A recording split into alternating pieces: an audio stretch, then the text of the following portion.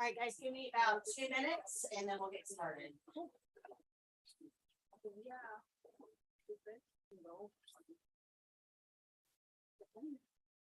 Bye-bye. Looks like a little teddy bear, tiny, tiny.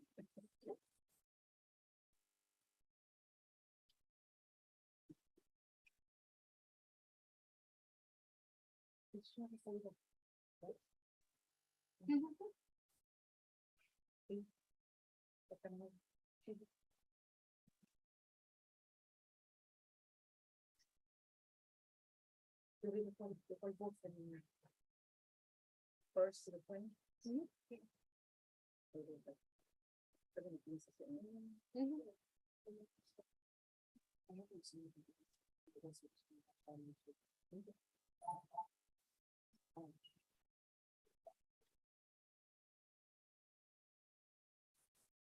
Whatever you want.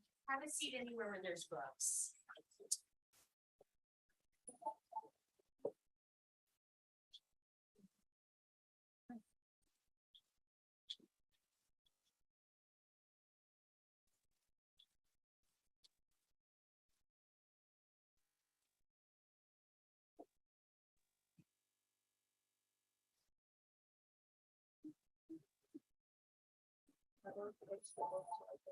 Yeah. The one she's gonna give us different ones.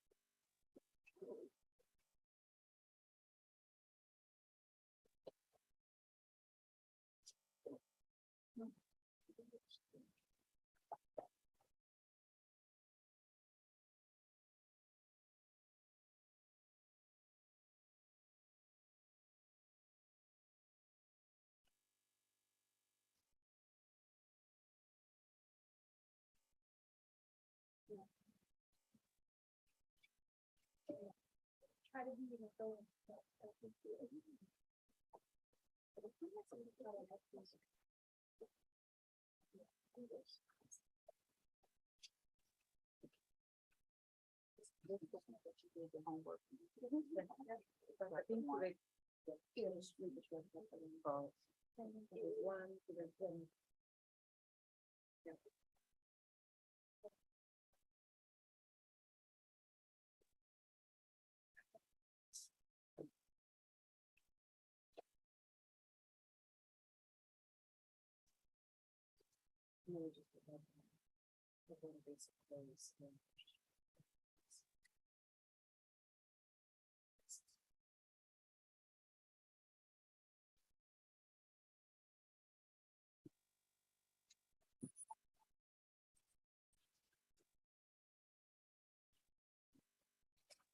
My life isn't chaotic enough.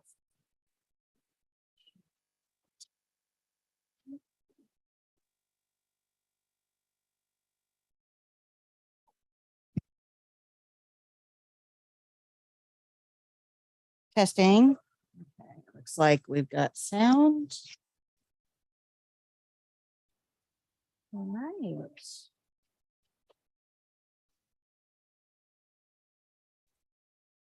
Let me turn that off.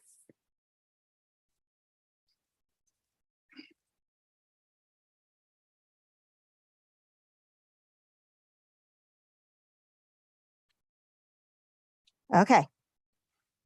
How'd you guys do on the homework last night? Any questions? Any problems? Anything I can help with? I'm just a little slow. Okay. You know. That's fine. Yeah, when you have language barriers, it's going to slow you down a little bit for sure. All right, so on Monday, I told you that you had to read chapter 1 in your textbook and take the test on page 132 of your white book and grade it. So what I'm going to do now is call your name, and I want you to tell me how many you missed. If you didn't grade it, take a minute to go ahead and grade it now. Okay.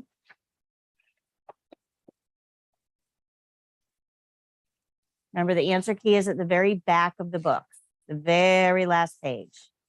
Very last page. I didn't see that. Yeah, because I wasn't here. That's fine. Yeah, that's fine. When I get to your name, just remind me. Okay. Just say pass and I'll get it next time. Okay. Rosina, right? Yeah. Hi, Rosina. Nice to Hi. meet you. Nice to Were you able to watch the meet you. Yeah, presentation? Yes. Okay. most of it. All right. You feel a little better now? A whole lot. Okay, good.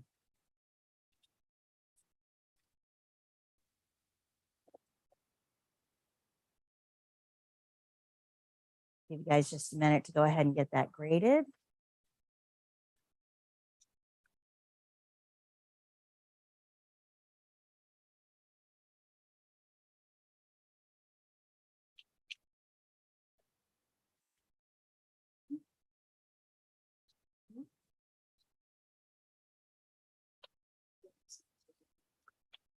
And I'm going to ask you guys to remind me to switch out the blue books for the yellow books.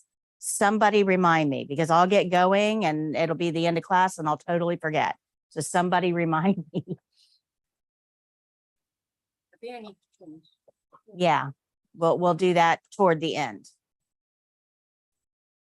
All right, everybody ready? All right, Bren. Okay, very good. Nadia. Very good. Lauren. Very good. Erasima. Did I say that right? The first one right here is all good. Okay, what about the ones on the bottom? Did you miss any there? I don't think so. Okay, very good. Joanna. Thank you. Demwadi. Thank you. Mariah. Thank you. Catlin. Thank you. Quinashiona. I don't think she came in. Joni. Thank you. Gabrielle. Thank you. Erica. Thank you. And Amy. Amy's not here. And I know Rosina, I got you on there. All right. So did I call everybody? Did I get everybody? The ones that missed something on that chapter, do you have any questions about the question that you missed? Do you need me to explain anything to you? Sometimes the big problem with me is I don't know what's the definition, like a paper. I don't know what means. I just read a little bit in the book, it's explained a little bit, but it's not completely clear for me. Okay, so HIPAA, which is one of the things that you're referring to, HIPAA is a national law that basically tells us to keep patient information private. So we don't release anything about anyone to anyone else. That's really your, as a CNA, that's your stance. You don't tell anybody anything about anyone else, period. So if a patient family wants information about how well mom ate today, refer them to the nurse. Okay.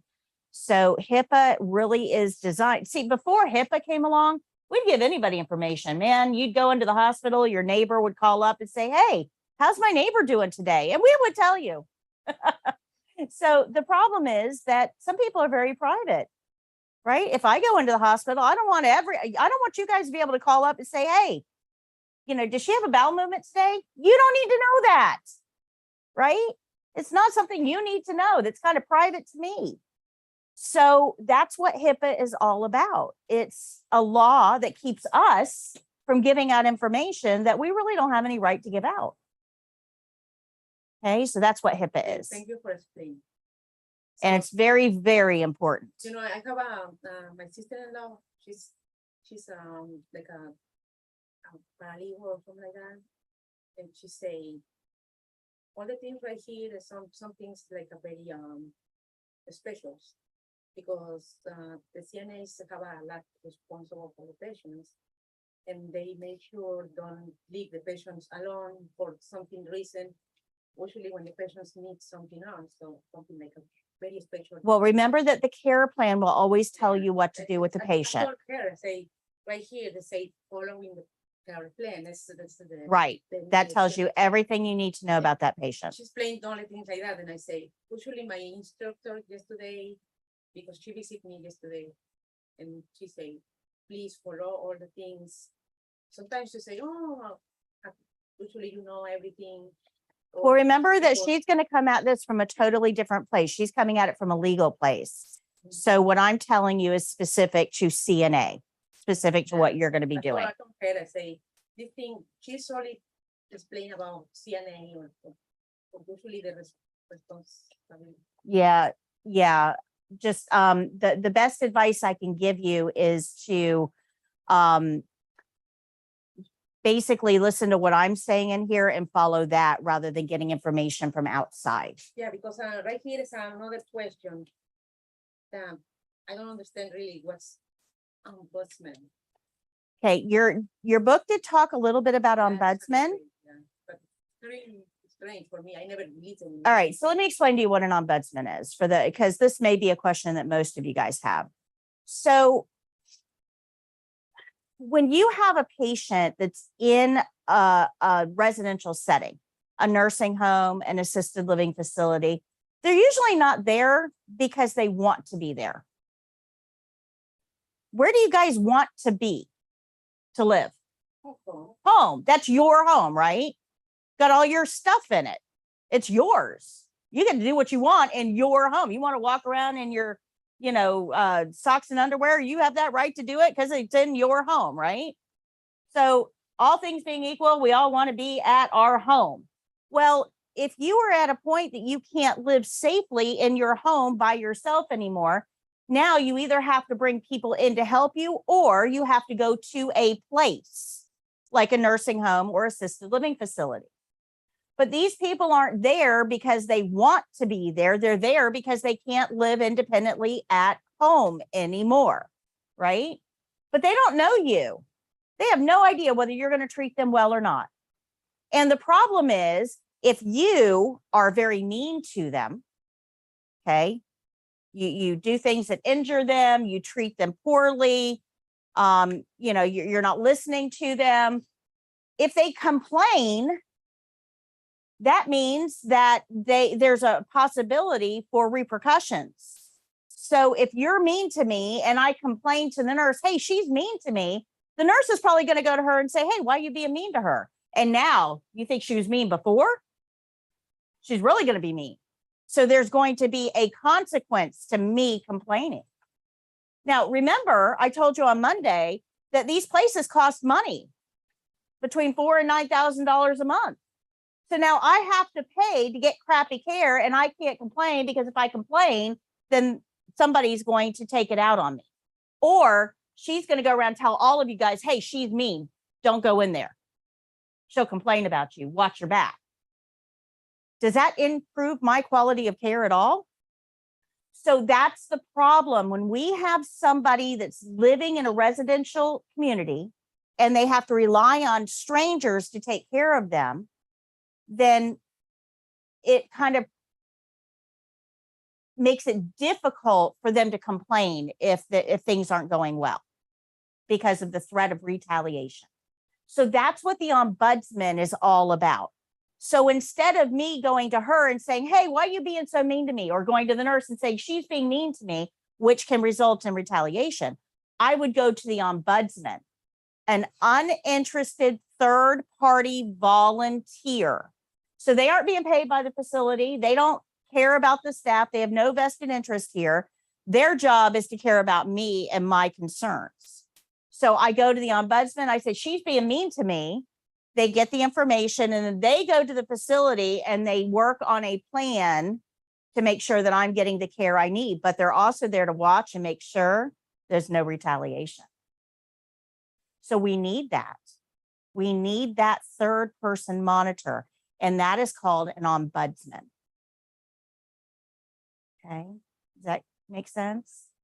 Okay, and it's very, very important that we understand what the ombudsman is and what their role is, because it really can help. It might just be a misunderstanding that they can help iron out, and then everybody's happy again. But it also may be that she really is being mean to me, and something needs to be done about that as well. Okay. Good. All right, so let's see how much you forgot between Monday and today. How do we know what to do with each patient? We follow the care plan, the whole care plan, and so that means that we're not changing anything. We don't add to, we don't take away, we just do what the care plan tells us. What if we can't do what the care plan says? What do we do?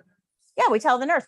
What if we walk in and the patient says, no, I don't want you to do that on me? What do we do? Yeah, just tell the nurse. Yeah, not our problem, not our job to solve it. Now, you might want to ask why, though, because when you go to the nurse and you say, he won't let me brush his teeth, you know what she's going to ask you? Why? Yeah. So if you've got that information, it's easier. So you want to be nice about this, though, right? You don't want to say, well, why not? Don't you understand? I got a job to do. I got 15 patients to take care of. You're slowing me down. Just open up. Let me do what I need to do. That's not how we want to approach this. We would want to say, can I ask why not? Is this a bad time? Or are you not feeling well today? You know, what's going on? So you want to be very nice about it, gather the information, and then let the nurse know, hey, he won't let me brush his teeth because he says he's got a sore spot in the back. Well, that's something the nurse needs to know, isn't it? So get the information from the patient. That way, when you go to the nurse, you've got the information to pass on. Good. All right. So once we know what the care plan says and we're ready to start the skill, every skill starts with an opening. What does every opening start with? A knock.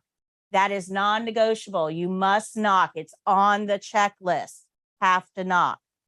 Once you knock, you're going to, how do you know which patient you're working on? How do you? Yeah, you address them. Do we use sweetie, honey? What do we use? Their name, right? Preferred Mr. or Mrs. until they tell you otherwise. What do they need to know about us? Our name and title. That's right. Not, hey, I'm Patti. So funny story about that, right? My videos are being watched by most of the people that take the test. We're the #1 YouTube skills resource on YouTube. I mean, everybody knows my videos, right? So the evaluators, I know some of the evaluators, and they tell me, they kind of laugh about it. It's kind of funny. You guys are going to be so nervous on the test that some of you will go, hi, Miss Jones. My name is Patti. Oh, I mean, because you hear it all. Have you ever watched a movie so many times that you've learned the lines? Yeah. And the evaluators laugh over that. Yep. There's another one.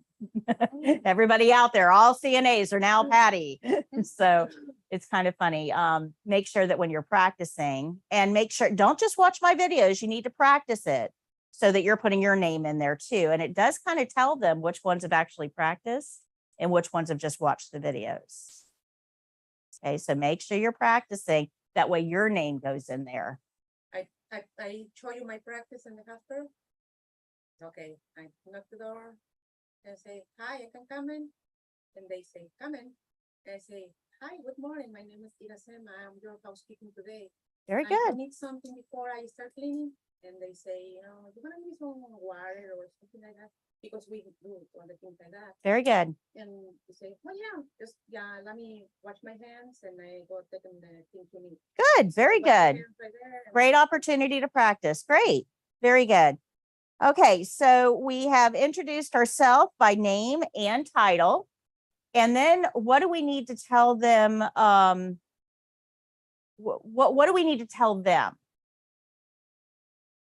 Yeah, so insert name of skill here. What are we doing with you? And then what do we need to get from them? Yeah, consent or permission.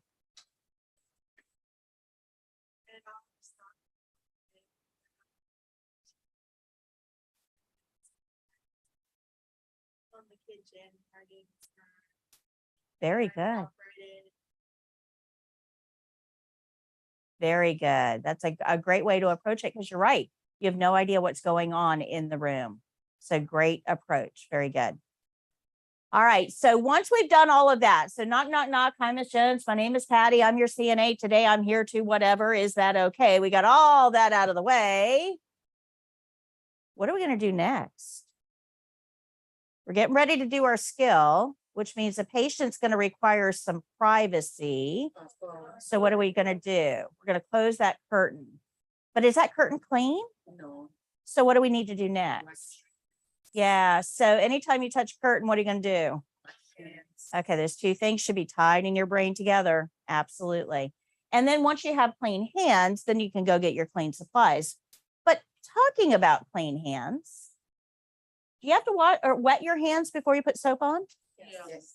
Okay. And do bubbles count? Okay. How long do you have to rub your hands together, all surfaces? No less than 20 seconds. Does that include your nails?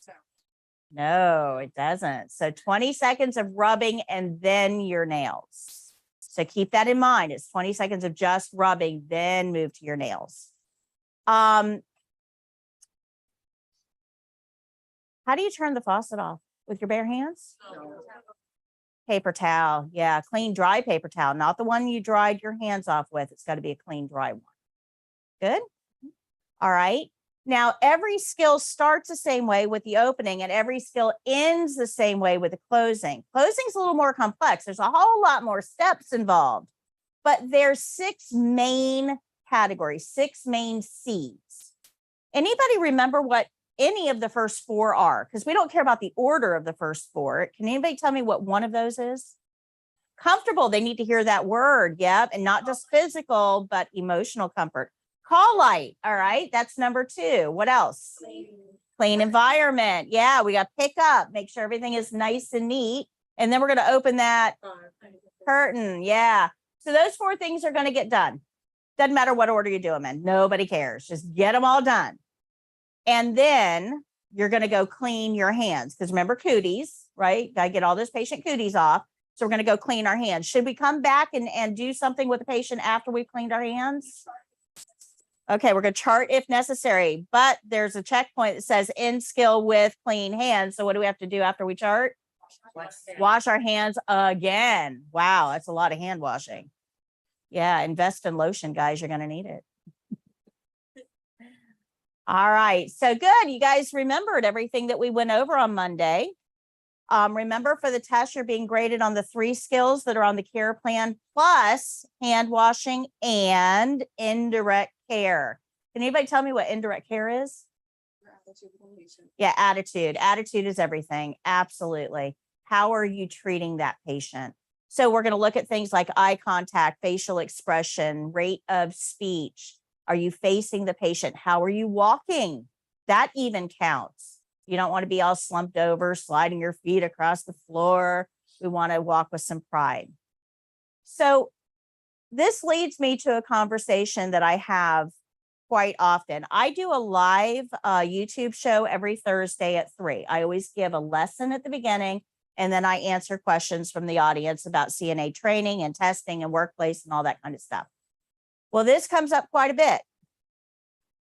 You guys, as CNAs, think that you deserve more pay. I absolutely agree with you. I think that you guys should be paid way more than you are. But here's the problem. And it's a big problem.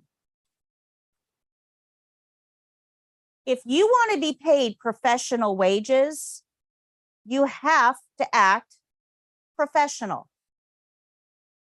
It's that simple. As long as you're showing up to the job in ratty scrubs that don't match and are stained, hair that's all messy, poor communication with your patient, forming cliques, treating other coworkers like crap. When you do those things, you are not professional at all. So why in the world would they pay an industry professional wages if they aren't acting professional? If you guys want the healthcare community out there to take you seriously, you have to set the bar. Does that make sense? They are never going to get on board as long as you are unprofessional. And that's what this indirect care is about. Elevate your profession. It's on you to do that. Good. Now, this is kind of hard to do in a clinical setting because it's really easy to develop to get sucked into a clique. Really easy. you start working with a buddy and they become friends. And then, it's like, oh, we don't like that one over there. We start gossiping. And it's a female dominated industry. It's really easy to get sucked down that road. Be very careful. If you catch yourself in a gossip situation, your best option is, I'm not comfortable having this discussion, and leave. Okay. I'm not comfortable having this discussion, because I'll give you a secret, guys.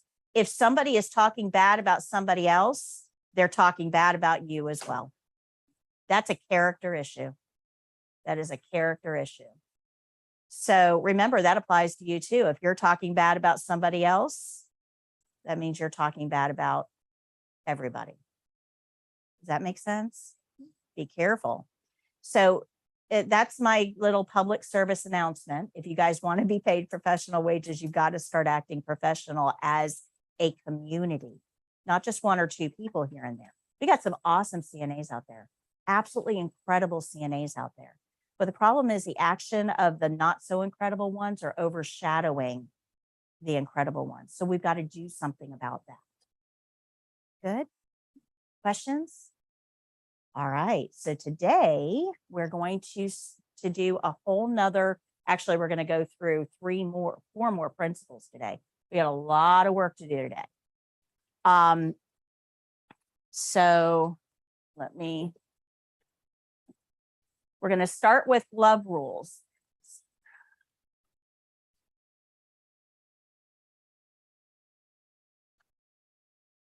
You can see this banner on the back wall. And it's going to be on page 26 of your skills book. That's the white book, the spiral book.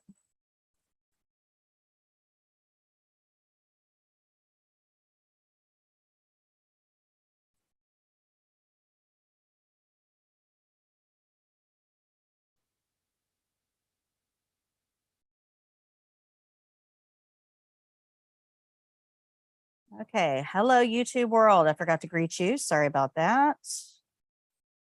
Let me just pull up YouTube here so I can see what everybody's asking.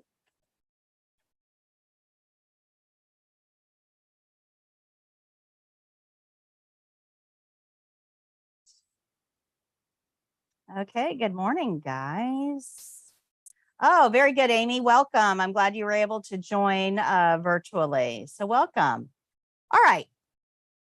So this is going to be probably one of the hardest things for you to learn in this class. We're going to talk about gloves. So a lot of you have this misconception that we wear gloves for everything with every patient every time, and that's just the way it is. And that's actually not correct. And I'm going to explain to you why it's not correct. And I'm going to kind of give you some different ways of looking at things. Okay. So today is going to be kind of challenging your current belief system. So we have these rules that we're going to learn. And we're going to come back to this in just a few minutes. This is kind of an overview. We're going to come back to this. But first, I want to do a little experiment with you. So what I want you to do is I'm going to pass these cards around. And I just want you to take one and pass them around. So just take one. Doesn't matter which one. Take one at random and then pass them around. There should be enough for every. I may be one short. I don't know, but just take one. And we're going to do a little activity together.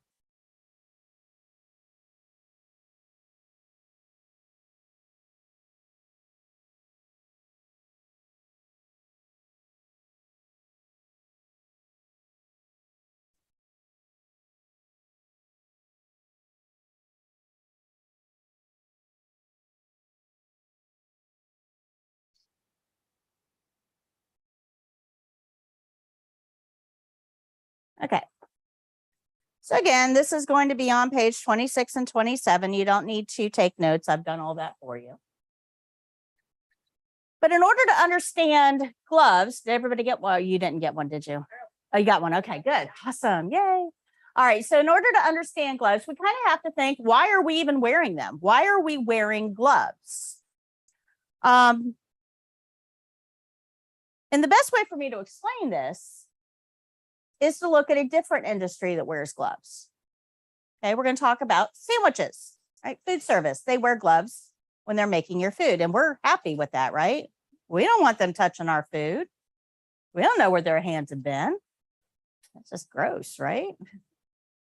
Okay, so we're going to build a sandwich together and see how this relates to our industry. So first, we go up to the sandwich counter. They need some gloves on, so they're going to put some gloves on, and then they're going to ask you a couple of questions. First thing they're going to ask you is, what kind of bread do you want? Who's got bread? Who's got bread? Oh, it's an extra one? Okay, so we got to figure out, do we want white? Do we want wheat? Do we want Italian? What do we want? I'm just going to go with plain old white just to make it easy, right? So I'm going to pick white bread. So the sandwich person is going to go over here to this cart and grab a loaf of white bread, a little roll. And then they're going to pick up this knife on the counter and they're going to cut that bread open and lay it flat, right? They got gloves on. That's all right. And then they're going to ask, you want mayo? Who's got mayo? Mayo. Do we want mayo? Of course we do. So we're going to reach into the mayo, and there's always that little knife spreader thing sticking out of the mayo. They're going to pick that up and they're going to put the mayo on the bread. So far, so good. We like this. This sandwich looks good so far. What about other sauces? Anybody got other sauces? All right. What do we want? Honey mustard, mustard, spicy mustard? Honey mustard. Yeah. So we're going to grab that honey mustard bottle and we're going to squirt it on our sandwich, right? Then we're going to put that back. Now let's get some bacon because everything is better with bacon. So we're going to put some bacon on there. So we got to get into that package, get a couple slices of bacon, and we're going to put that on our sandwich as well. So far, I'm getting hungry. I didn't have breakfast this morning. Now we need some meat. Who's got meat? All right, what kind of meat we want? Roast beef, turkey, ham? Turkey. Ooh, I'm really liking this. It's going to be a good sandwich, right? All right, so we're going to I'm sorry, let me go back. We're going to open the refrigerator under the counter. We're going to pick out our little package of measured meat, and we're going to put that on the sandwich, right? And then we need some cheese. Who's got cheese? What kind of cheese you want? Oh, this is going to be a really good sandwich. So we're going to go to that little cheese drawer and we're going to look, but there's no provolone in there. Uh-oh. So now we have to go to the big walk-in cooler. So we're going to open the door of the cooler. We're going to go in, look in all of the big food service plastic bins, find the cheese, but you know what? It's going to need to be sliced. So they're going to go to the slicer, put it on, slice the cheese, and they're going to put the big block of cheese back in the walk-in cooler, and they're going to take the sliced cheese over and put it back in that drawer for later because other people will want provolone. So now we've got some cheese on our sandwich. How about toasted? It's got bacon and cheese. Yeah, let's toast that thing. Absolutely. So we're going to walk over to the toaster, but somebody else is using it. So we're going to wait here for a second. We're just going to kind of lean on the counter because, it's been a long day. And then it's finally our turn. So we're going to open that toaster, put our sandwich in, turn the little dial so that we get the right amount of toastiness. And when it dings, we're going to pull it out with the paddle. We're going to put it on the counter. And now it's time for toppings. Lettuce. Who's got lettuce? We want lettuce?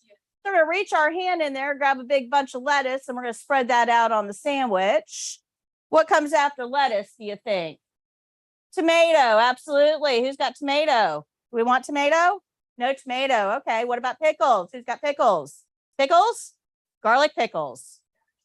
All right, so we're going to reach our hand in there, squeeze them out to get some of that juice out and spread those on. What about onions? Anybody want onions? We want onions?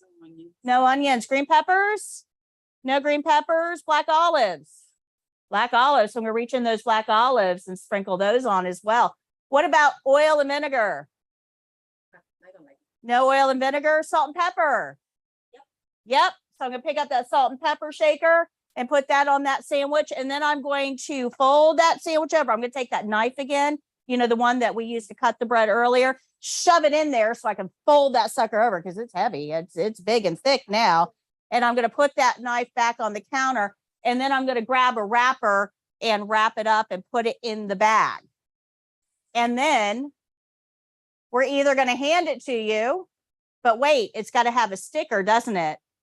To let us know how much it is. So I've got to go over to that little scale. I'm going to type it in and get the sticker and put that on the bag. Or in another sandwich place, you would walk down to the pay area and they're going to hand you a cup and whatever else you ordered, right? This is a real sandwich. We've done this a million times, haven't we? In fact, I'm probably going to do it for lunch. Well, what was wrong? Aren't you ready to eat that sandwich? Why? Oh, but wait a minute. But hold up. You just told me 3 minutes ago that you were happy they were wearing gloves. And it changes. No, don't change. Oh. You really So did those gloves really do what you thought that those gloves did? No. I mean, the only thing that kept it from the sandwich was just maybe their dirty hands if they're bad at washing their hands. Okay. All right. So that's what we're trying to get to. Did those gloves do what we thought those gloves were going to do? Well, it depends. It really depends because what did we think those gloves were there to do, right? So you have to think, were those gloves there to protect you or were those gloves there to protect the worker? Right? So you have to think about what those gloves are actually designed to do. Now, as the sandwich getter, right, the orderer, we think those gloves are there to protect us, right? But that worker may think those gloves are there to protect them and they don't care what they touch. Make sense? Okay, so let's look at everything those gloves touched. We're going to go through this piece by piece. It touched the bread cart. It touched the knife. It touched the mayonnaise spreader. It touched the other sauce bottles, the outside of the bacon package, the cheese drawer, the door handle, the containers inside the cooler, the slicing machine, the table while we were waiting, the toaster oven controls, the paddle, the lettuce, tomato, and other toppings, and the wrapper. So why does this matter? And guys, that sandwich is perfectly okay to eat. I know you don't think so right now, but it is. And the reason is you guys have got awesome immune systems, you're healthy, and a little bit of exposure keeps your immune system in good shape. You're perfectly okay. Don't stop eating sandwiches because of this. I know the sandwich shops are going to sue me. But I need you to understand that everything that you think you know about gloves may actually be wrong because you've got some false knowledge. Just like you thought those gloves were a good idea when they were building your sandwich until you stopped and looked at it a little bit closer. That's what I'm going to do with you with medical gloves as well. Okay. So this is actually kind of important. And the reason is, as medical professionals, we tend to think that those gloves are there to protect us. And if that's our mindset, right? All those people have pathogens. I don't want what they've got. I'm going to wear some gloves to keep myself safe. If that is our mindset, we're not going to pay attention to what those gloves touch. We don't care because we think they're there to protect us. But in this scenario, right, we've got this patient, and I talked to you about this on Monday. So let's see if you remember. We take the sickest people in our community, we put them all in one place, and their immune system is already working overtime. Are they at risk? All right. And if you remember on Monday, I actually told you that 1 out of every 25 people on average, gets a healthcare acquired infection. This, guys, is how that happens. Because healthcare workers put gloves on, and then we empty the urinary drainage bag and pour the patient a cup of water and hand it to them.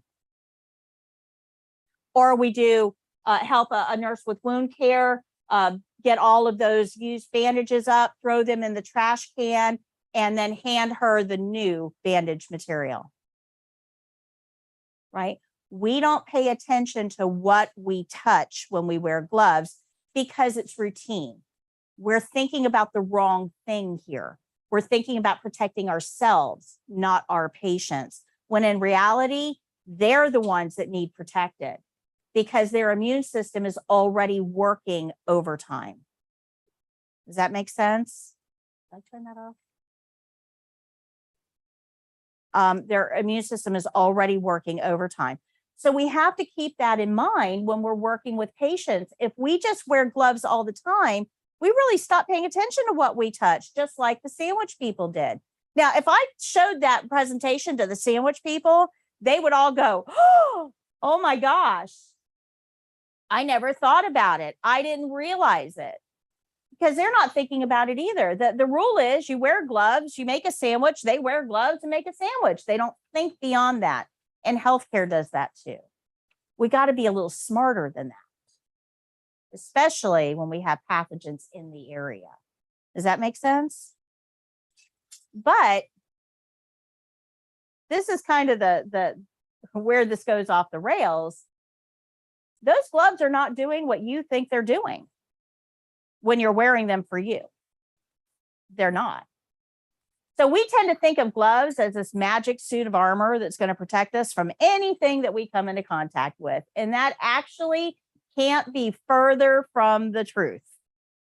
Gloves do not protect you against pathogens. They help reduce the amount of pathogens you come into contact with, but they don't protect you. And I'll prove it to you. Have you ever seen those latex balloons, not the metal looking ones, not the foil ones, but the latex ones, the rubber balloons, the birthday balloons, right? You go to a store, you get it filled up with helium. It pops up against the ceiling for a couple of days. What happens to that balloon after a couple of days? Yeah, it deflates. It shrinks, right? Well, how does that happen? Well, latex is a man-made material. That's what we have gloves out of, right? It's a man-made material.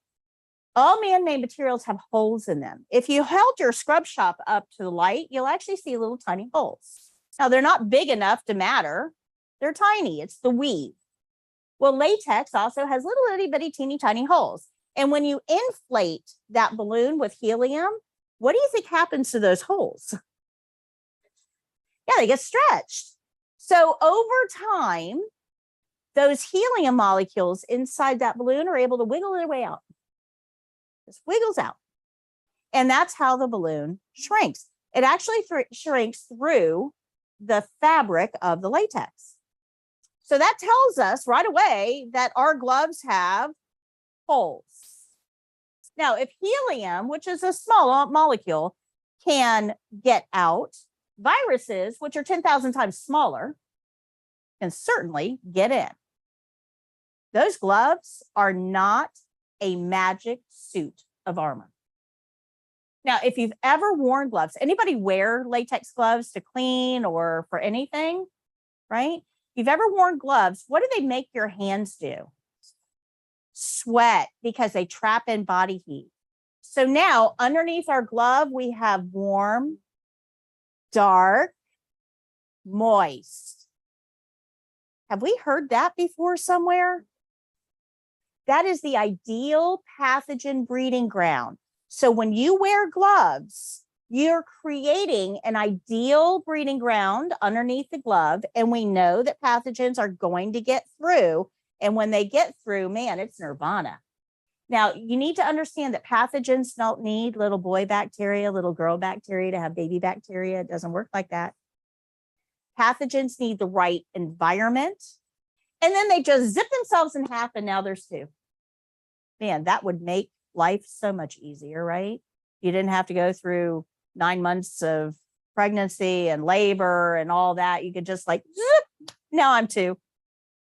right? That'd be easy. Well, that's what pathogens do. They just zip themselves in half.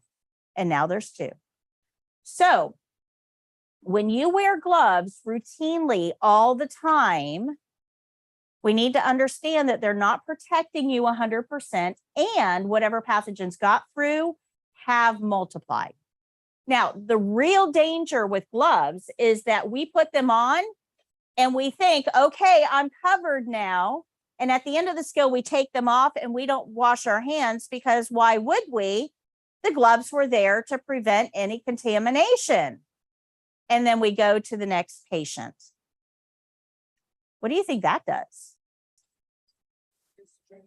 Absolutely. Absolutely. You have contamination on your hands. It's actually more important that you wash your hands after taking gloves off than washing your hands after not wearing gloves at all. But yet our mindset is, well, I wear gloves, I'm clean, I don't have to worry about it, I'll just move on, which is absolutely dangerous for your patients. Good? You learning anything? Okay. But it gets worse than that. So here's another problem with gloves. And I need to preface this by saying that I am not a environmentalist. I'm not. I don't recycle. I drive a gas guzzler and like it because I like speed, right? I am not an environmentalist. But this does make sense to me. Okay. Every pair of gloves that you wear has to go somewhere. They don't just like disappear into the atmosphere. You take them off, you put them in a trash can, you don't think anything more about it. They're gone. But those gloves have to go somewhere. Now, we used to burn them. You know, hospitals used to have an incinerator, and all the single-use plastic stuff just went into the incinerator. And my first job in a hospital was literally, my office was right next to the incinerator, which I loved because I was cold all the time. It was the AC in there, it was like super cold. So the incinerator helped keep me warm. It was awesome. But what we found out is during the 80s, burning all of this plastic was eating up our ozone layer. And that was a really bad thing. So we thought, okay, that can't be good. We got to stop doing that. So we did. We stopped burning plastic. So all of those gloves then just went to a landfill, and they piled up and they piled up and they piled up. And somewhere along the line, somebody says, hey, guys, this is going to be a problem. It's going to be a problem because these gloves take lots and lots and lots and lots and lots of time to biodegrade, like thousands of years to break down. And those vinyl and nitrile gloves, you know, the green ones, those don't ever biodegrade. They're not biodegradable. So that means that every pair of gloves you wear now is going to be on this planet 100,000 years from now. Yeah. So somebody said, hey, this is going to be a problem. And other people said, oh, yeah, that doesn't look good. So what do we do? We can't burn them. So what do we do? Well, there's this big ocean out there. Nobody's using it. So let's put all this stuff in a big metal drum, poke some holes in the top of it, drag it out to the middle of the Pacific Ocean, dump it in. It'll fill up with water, sink to the bottom. And now we have a reef. It's awesome. Great. Nobody cares about it's way out there. It's way away from land. Nobody cares. So that's what we did. We put all of our medical waste in big metal drums, poked holes in the top, took it out to the Pacific, sunk them, made a reef for fishies. It's nice. Except that now the fish that we're pulling out of the Northern Pacific have high levels of latex. We've poisoned our own fish supply. So that can't be done anymore. So now we're like, okay, stop. Let's go back to the landfill part. So now we're just putting all this stuff in landfills. Can't burn it. Can't drown it. Can't send it out to space because we already got a lot of space junk up there. So it's just being piled up. Now, that doesn't sound so bad until you realize that gloves, and I'm just going to talk about gloves, no other medical waste, just gloves. That's it. And just medical. I'm not talking about housekeeping, dental, manufacturing, food service, just medical gloves. We use in America, no other countries, in America, enough gloves to fill up a football stadium 35 feet deep every day. That's a problem. Now, it's not going to be my problem. I'm out of here in like 30 years. Right? I don't have that much time left on earth. It's not going to be my problem. It will be my granddaughter's problem. Because you cannot, it's unsustainable. You cannot keep contributing this many used gloves with no plan in place to take care of them. Anybody ever see the movie WALL-E? We had to evacuate the earth because it was overrun with trash. Yeah, that could be a very real reality. So we need to be smarter about our glove use. We need to understand that, number one, they don't protect you the way you think they're going to. Number two, there is a problem with what happens after you wear the gloves, and you need to be aware of that. Good. Okay, number three, the third reason that glove use is should be moderated is that we don't pay attention to what we touch when we wear them routinely. We've got to have a better idea of who those gloves are there to protect and how we're using them. Glove use should not be routine. Okay, good. So we want to talk about the chain of infection because that's really what this all boils down to. That's the whole reason we're wearing gloves, is because I don't want to get sick. I'm dealing with sick patients. I don't want to get sick. So I'm going to show you something to illustrate this. Now, they can't see you on camera, but I'm going to give this to you, okay? And don't take anything I say or do personally for a few minutes. All right, so I'm going to give you that. And that, by the way, is HIV. Anybody know what HIV is? Right? HIV, the virus that causes AIDS. Human immunodeficiency virus. You now have HIV sitting in front of you. She doesn't have it. It's just sitting in front of her. She's getting a little nervous. She's getting a little nervous about this. Wait a minute, it's sitting right there. It's a whole lot closer to me than I want it to be. But in reality, as long as she doesn't touch it, she's okay. It's just sitting there. But I want you to take one of those. It's just like, no, I don't want to. Okay, and I want you to hold it. Okay, now that virus, that pathogen. So first, we have to have a pathogen. That pathogen has to have a way out, which in this case is there's no lid on it. It has a way out of that dish. It also has to have a method of transmission, transportation. So that HIV sitting in that dish in front of her is not a danger to anybody because HIV doesn't fly. Actually, no pathogens fly. Ever. Ever. Pathogens also don't have legs. They don't. You look at this little HIV guy. Oops.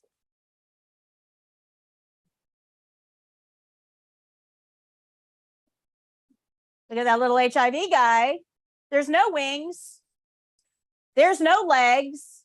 There's no way for that to get anywhere. As long as it's in a container, it's not a threat to anyone. The only problem is that it needs transportation to spread the love. Now, that transportation could be on our hands, which was you reaching into that container, right? You are the transportation. It could also be in liquid, because like a river, liquid can take things with it. So body fluids. Good? Make sense? But that pathogen in a container outside of you is not a threat to you. It has to have a way out and it has to have transportation. But just because it has transportation, so you now have HIV out of the container, it was transported to you. It's still not a threat to you until you take it into you. It's got to have a way inside you to do any damage. It's got to have a doorway in. Now, unfortunately, humans come standard with many doorways. We have eyes, nose, mouth, genitals, rectal area. And then sometimes we make poor decisions and we introduce new doorways through like IV needles and things like that. Okay, good. Makes sense? But a pathogen in a container is not a threat to you. A pathogen in a patient is not a threat to you. It's only if that pathogen has a doorway out. Body fluids, coughing, sneezing, vomiting, urine, feces. But even though the pathogen is now out, it's still not much of a danger to you because it can't fly. It has to have transportation to get to you. And even if it's able to get on you, it's still not much of a danger unless it finds a doorway in. And once it does get inside you, you have to be susceptible. So if I've been vaccinated against something, a pathogen that gets inside me, my immune system already knows how to kill it. It will never make me sick because my immune system already has the instruction manual.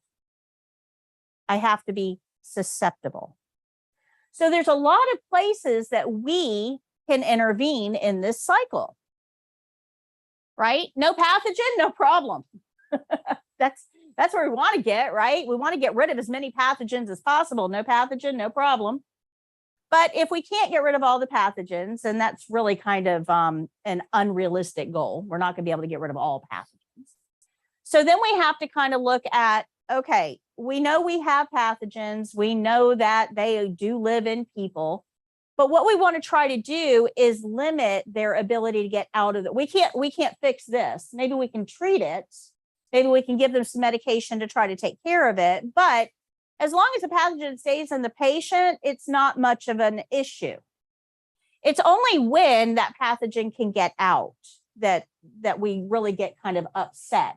So when we have pathogens that have a doorway out, the patient urinates, they have feces, they bleed, they cough, they sneeze, that type of thing, then we want to look at what can we do to prevent this pathogen that's escaping its human from transmitting somewhere else, from jumping in a car, catching a plane, transportation. This is for medicine where we intervene. And this is where gloves come in. Okay. We wanted to be careful not to touch any blood or body fluids without an extra layer. And we want to be super careful that we understand the rest of this so that we're not accidentally transmitting that infection to ourselves or somebody else. So wearing gloves is good, but making sure we wash our hands when we take them off, even better. We want to make sure that if we have any cuts, we keep them covered. So the pathogen that we might come into contact with doesn't have a doorway in. If we're going to deal with blood or body fluids that could splash into our eyes, nose, or mouth, we want to cover them so those pathogens can't get in. This is, it's the chain of infection where we intervene is called standard precautions or universal precautions. Because the problem is, right, I've got all of you people in this room. You all look relatively healthy. I can't tell which one of you is hiding HIV inside you. And chances are you may not even know, because there's a period of time where you aren't diagnosed yet. You don't know what you have. It's called an incubation period or a latency period. So you may have HIV. You may have gotten it 3 months ago. You don't know yet. You don't have any symptoms. but you're still capable of passing it on to somebody else. Does that make sense? So we need to treat everyone as if they might have something hiding out in them that could be transmitted to me or other people. So if I'm going to touch blood or body fluids, I really do want to make sure that I have an extra layer of protection on. And I've got to be super careful about what I'm touching with those hands, so I'm not spreading it around. Good? Questions? The state test is going to have 1 or 2 questions on this whole process. So you do need to understand it. Good. Is that an easy way for you guys to understand that?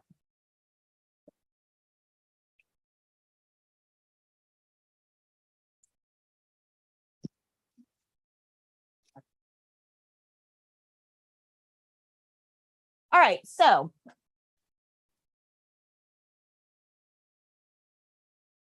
the whole reason that I had to go through all that is because our very first skill that we're going to learn is mouth care. I start out with mouth care. I could start you out on something a little easier, but I start out with mouth care because it's something that you guys are already familiar with. I'm guessing that you guys have brushed your teeth at least once this year, right? Pretty safe assumption, I'm hoping. So that means it's something that you're familiar with. It's something that you already know how to do, right? So can somebody tell me how you brush your teeth? How do you brush your teeth? Okay. Okay. Over sink. Yeah, ideally. Ideally. All right. So just like hand washing, we wet our hands before we put soap on so the soap spreads easily. With mouth care, you probably should wet the toothbrush before you put toothpaste on so it spreads easily, right? Then you put a little toothpaste on there, and then you put it in your mouth and you brush all surfaces. Back, forth, up, down. If you've got a spinny one, that's awesome. It'll do it for you. But you're going to get all surfaces and the tongue. Then what do? You got a mouthful of toothpaste. What do? Spit it out. What do you do after that? Rinse. Yeah, because you got toothpaste everywhere. So you're going to take a sip of water. You're going to swish it all around. You're going to spit that out. You might even need another sip of water. The more toothpaste you use, the more rinsing you got to do. So don't use a ton of toothpaste, right? Especially if your patient isn't over the sink. Little dab will do you. So you're just going to brush, rinse, spit, and then do you walk away from the sink all drippy wet? What do? Okay, you guys all know how to brush teeth. Brushing somebody else's teeth is no different than brushing your own. You're still going to wet the toothbrush. You're still going to put toothpaste on it. You're still going to brush all surfaces and the tongue. You're still going to let them rinse. You're still going to let them spit until there's no more toothpaste. And you're still going to dry their mouth. There is nothing here that is unusual for you. This is a skill you already know how to do, which is why it's the one I start you with, because it's something that's familiar. Where this gets off the rails a little bit is instead of doing it on us, we're doing it on another human. And instead of being in front of a sink, we're in bed. And that makes this a little more complex. So now we got to think about some new things. Since they're in bed and not at the sink, that means we got to bring all of these supplies over to them, right? Where you're standing at the sink at home, you got everything kind of around you. It's easy. When they're in bed, none of that stuff is around them. So we've got to have a place to put it. So when we're doing skills, the barrier is on page, for those of you who want to play along, on page 64. When we're doing these skills, we have to have a place to put our supplies. So this overbed table is where we're going to put our supplies.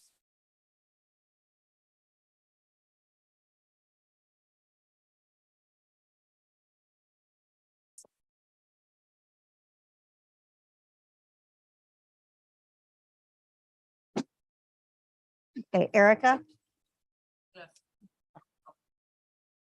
Let me redo that for you. All right, so this is my overbed table. If I'm going to do a skill on a patient, this is the table that I'm going to put all of my supplies on. Can I assume that this is clean? No.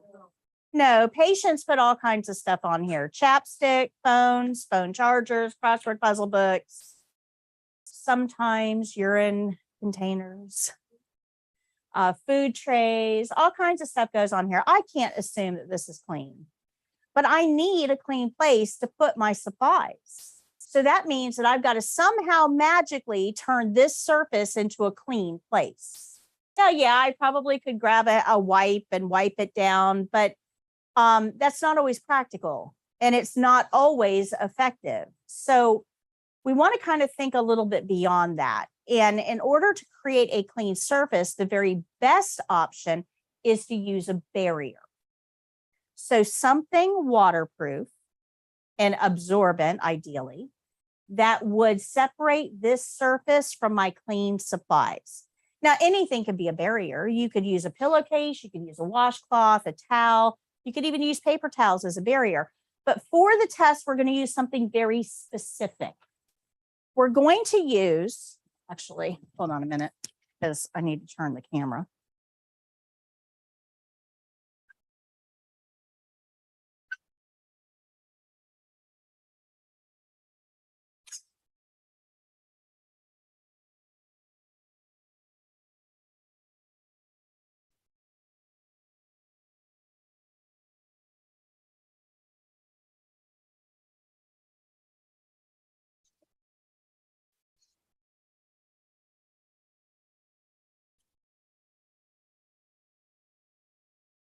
Okay.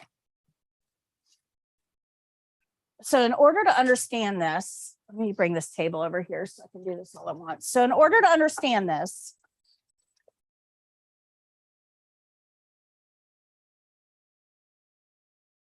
we're going to use for the test an underpad.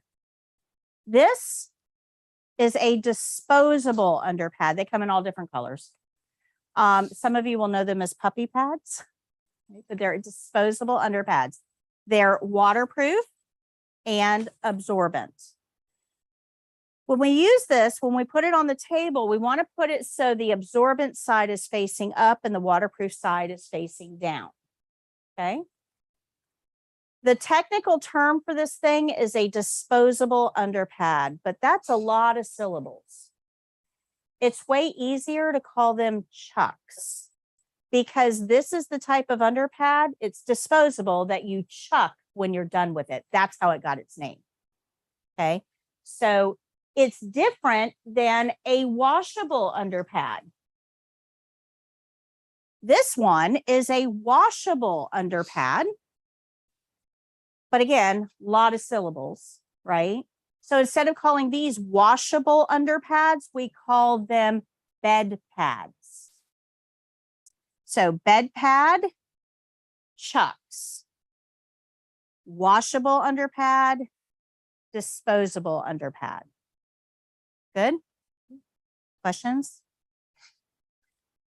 We have nicknames for a lot of things in medicine because we try to shorten everything. We got a lot to say and a little time to say it, so we shorten everything. So this is one that I can demystify for you. I know why these are called chucks, but they call hospital gowns Johnnies. I don't know why. I have no idea why a hospital gown is a Johnny, but that's what you'll hear it called. All right. Okay, so when we are going to perform a skill that requires supplies, the first thing that we're going to get is the barrier. We need a clean barrier on the table to keep our supplies clean. So we're going to do our opening. Hi, Miss Jones. My name is Patty. I'm your CNA today. I'm here to brush your teeth. Is that okay? Close the curtain, wash hands. And then I'm going to get my supplies. But the first thing I'm going to get is the barrier. We always start with the barrier. Now, the problem is that some of you are going to try to shortcut this. Some of you are going to go to the supply shelf when you're getting your supplies because you want to make fewer trips. You're going to come over here to the supply shelf and you're going to start getting everything you need. So I need a barrier. I need a towel. I need to come over here and get my basin, my toothbrush, my toothpaste. I need a cup of water. I need some gloves. All right, so I got all this stuff now. All right, so my uniform is not considered clean. I've leaned up against the bed. It's brushed up against the curtain. I've knelt on the floor to empty the urine bag or put somebody's shoes on. I pressed up against the sink. My uniform is not clean. When I do this, what have I done to all of these supplies? Contaminated them. That is correct. So we have to be mindful of that. That everything that we do is going to have an infection control. What? Well, an infection control consequence. So a better option when I'm going to do this skill, a better option is, hi, Miss Jones. My name is Patty. I'm your CNA today. I'm here to brush your teeth. Is that okay? I'm going to close the curtain, wash my hands. I'll be right back. After washing my hands, I'm going to come over here and just get the barrier. That's it. No other supplies. I'm going to put the barrier on the table first, and then I can go get the rest of the supplies that I need. If I need to make 2 trips, I'll make 2 trips. But the whole goal is not to hold things right up against my uniform as I'm gathering them. Good. Okay, so what we want to remember with barrier is the barrier is the very first thing we get after we wash our hands. And we don't hold anything up against our clothing, but we need a clean barrier to hold our clean supplies. Okay. You're going to use the barrier for about 75% of the skills we're going to learn. This is something we use a lot. Okay. Let's talk about supplies while we're here. This is a clean supply shelf. Holds clean supplies. What kind of hands do you think I need to get into this clean supply shelf? Clean hands. So for the test, there is no checkpoint that says, if you remember the checkpoints we went through yesterday, right? Or Monday, there's no checkpoint that says got the right amount of supplies.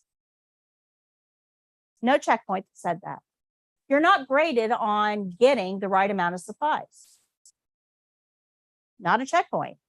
You're graded on what you do with the supplies. So let's say that I'm doing mouth care and I do my opening, I wash my hands, I get my barrier, I get my cup and my basin and my toothbrush and my toothpaste and my gloves. I put them all out and I start brushing teeth. And I realize after I brush the teeth and the patient has rinsed and spit that I have no towel. Oops. They got water all over their face. Oops. Now, should I ignore that? What do you think? No, I got to dry their face off, but I have no towel. So that means I need to get a towel, but I have gloves that have already done a skill. Can I reach into that supply shelf with those gloves? So what would I need to do?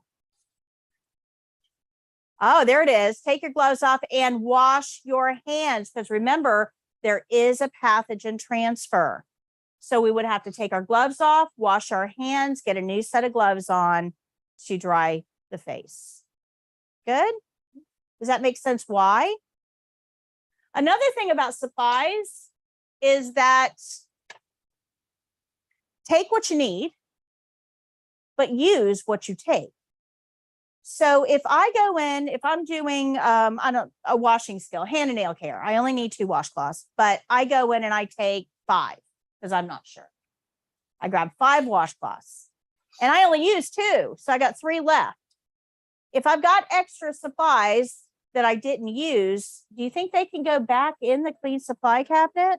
No, because they've been removed. They're automatically considered contaminated. They can't go back. So I can't leave them in the patient's room because if I do, somebody may come along and use them without my knowledge. Anything that's out of your sight can't be considered clean. So if I don't use something that I took, I still have to put it in dirty linen. Okay, good. Questions?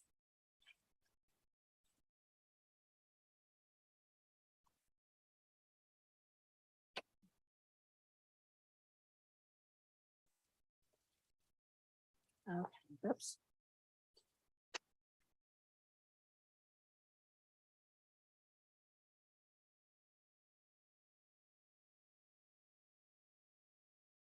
All right.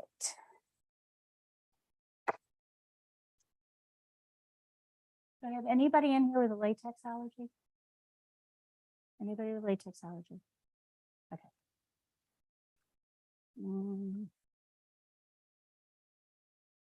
Let's do this. Let's go on break. Come back at 10:30. I'm going to go next door and get some gloves. We're going to practice removing gloves together because there's a right and wrong way of removing gloves. So we're going to practice that together, but let's go on break first so I can go next door and get the gloves. Come back at 10:30.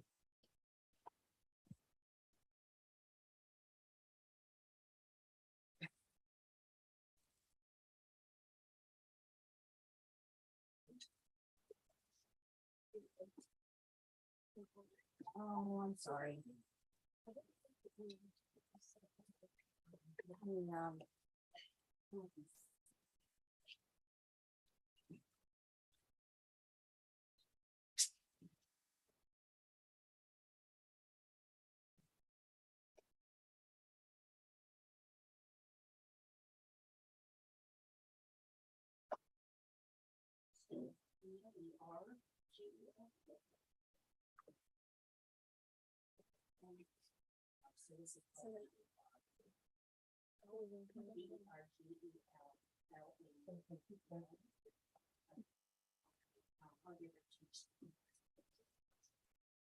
Yeah, just that doesn't really do anything. It just helps me remember your names.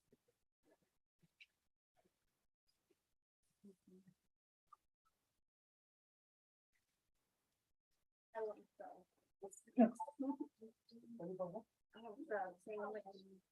But I don't get to have No.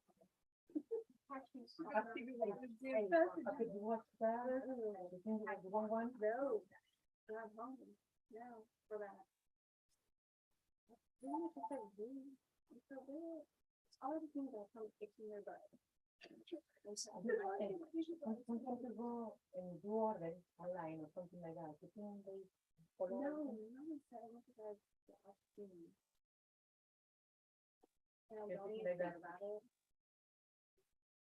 With my lesson, you know, all in the back. To get me some bread. It wasn't even on shelf. Until I got sick. Usually the bread you buy in the store is already contaminated. It's coming from, I don't know where. It's coming in the bag, but What's your favorite color? You get sprayed with it. Yeah, spray. right now they're contaminated already. So I can touch you, you can touch me, and they spray everything. But where is that in the bubble? Come on, that'll be fun. Okay. You don't need to go anywhere? So how do you work? Oh, in my bum. So how do you talk to people? Nice. Well, it's the world where to do something.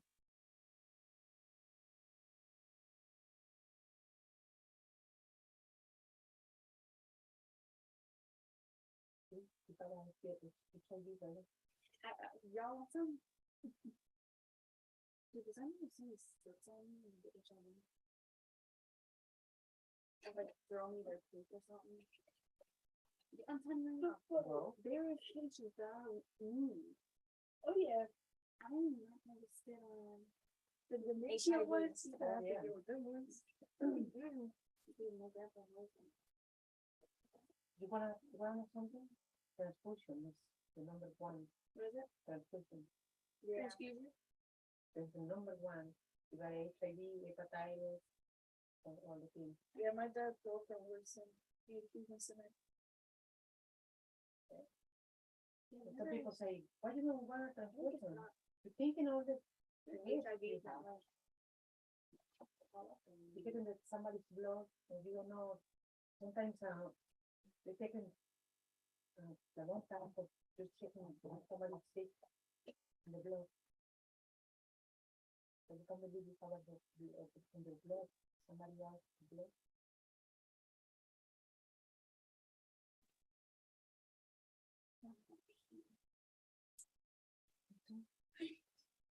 You can go first if you want. Very good.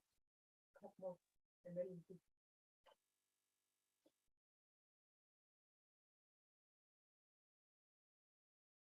I was thinking this paper, I was thinking to say jalapenos. I love jalapenos. Right? And I got my sandwich with jalapenos. I do. No more of the brown. Yeah, no, I don't know how to do it. Usually I love Subway. Oh, God, I could eat at home. That's fun. You think all the restaurants is very, I always think about forks. oh, Other forks don't do it now. okay. Yeah.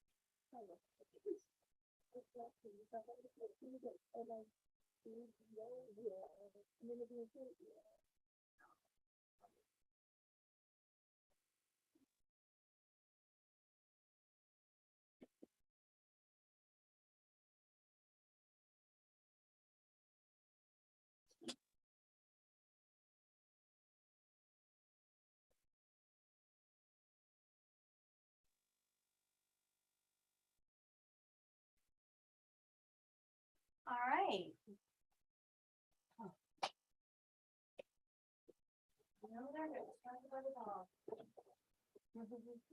All right, let me go get some gloves.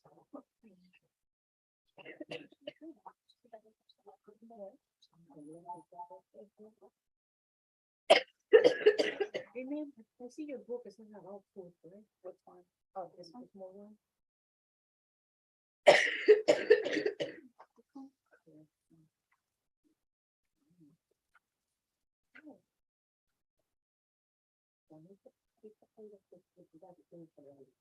What? Sweet potatoes?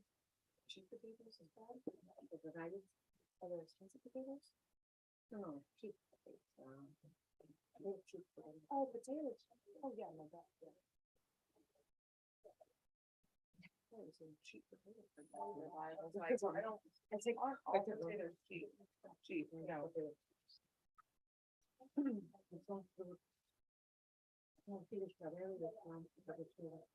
Now, these are small, so you may have to stretch them a little bit to get them on.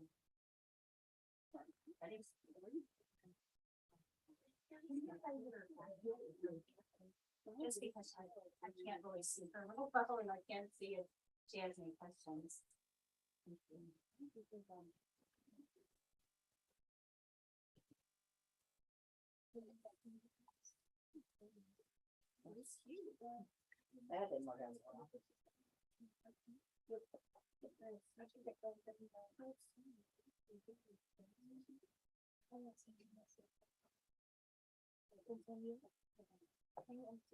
don't know if you're a little thick. I don't think.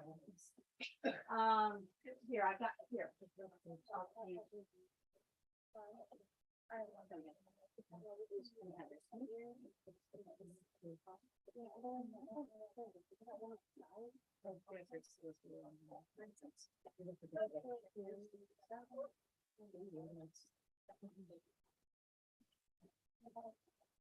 Your gloves are here, they're kind of spread out. Gloves are not the huge charge on them. I have to wear gloves outside. Yeah. Yeah. All right, so what I'm going to talk to you guys about right now is on page 31 of your skills book.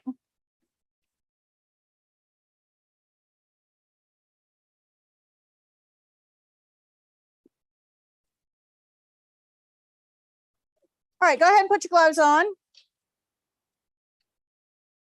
When you have gloves on, the first thing that you touch with those gloves is going to contaminate the glove. You have to kind of remember that. They're only considered clean until you touch something. So if you were the patient having your teeth brushed, I want you to think about this for a second. Do you want clean gloves or dirty gloves in your mouth? Clean. That just makes sense, right? So we need to keep that in mind. The first thing your gloves touch is going to contaminate those gloves. So do we want to touch the toothpaste and the cup of water and all that kind of stuff? We want to make sure that the first thing the gloves touch is the patient. So that's a principle we need to learn. The first thing your gloves touch is the patient. That keeps your gloves clean. That makes sense. So we have to do all of our prep work first. Before we put our gloves on, we're going to dip our toothbrush in the water. We're going to open the toothpaste. We're going to put the toothpaste on the toothbrush. We're going to close up the toothpaste and put it aside and set that toothbrush down in the basin, just kind of holding it until we're ready. And then we'll put the towel on the patient and then we'll put our gloves on. So we're going to do all of that stuff before we get gloves on. Because remember, the first thing your gloves should touch is the patient. And then once your gloves have touched the patient, now they're soiled. So you have to pay attention to what else you touch after that. So kind of keep that in mind as well. We don't want to cross-contaminate. But when you're ready to take your gloves off, there's a specific order this has to be done in. And it's very specific and they are grading you on it. So dirty glove can touch dirty glove all day long. This is fine. I do not want dirty glove to touch my skin. So I can't go underneath. In order to take this glove off, I'm going to pinch up here. Be careful not to put your thumb underneath. That's what a lot of people do. Pinch up and pull off inside out. And then ball it up in your hand. Go ahead and do that. This prevents that glove from waving around and contaminating all kinds of stuff. It keeps it controlled. Now, skin can touch skin. That's not a problem, but it cannot touch dirty glove. So I'm going to go underneath. Don't put your thumb on the outside. Go underneath and pull this one off inside out. So one inside out glove is inside the other inside out glove. Say that 3 times fast. This is then going to be thrown away. You can take it home to wash your toilets if you want. So good? All right. Every time you take off a set of gloves for the state exam, you're being graded on it. So there are, for the test, hold on, I got a problem here. For the test, there are a few skills that absolutely require gloves. We're going to go over those as we go through the program. If you choose to wear gloves when you don't need them, it's not a deficiency. So if you're doing range of motion and you don't need gloves for range of motion, but you decide to wear them anyway, it's not going to count against you, but putting them on and taking them off is going to be graded. You just added additional checkpoints. They're also going to look at infection control, what you're cross-contaminating. You're going to add additional checkpoints, right? We don't want to add anymore. So we're going to learn as we go through the program when gloves are required. So there's 3 rules that we want to ask ourselves when we're going to do any particular skill to find out whether gloves are required. The first, let me go back here.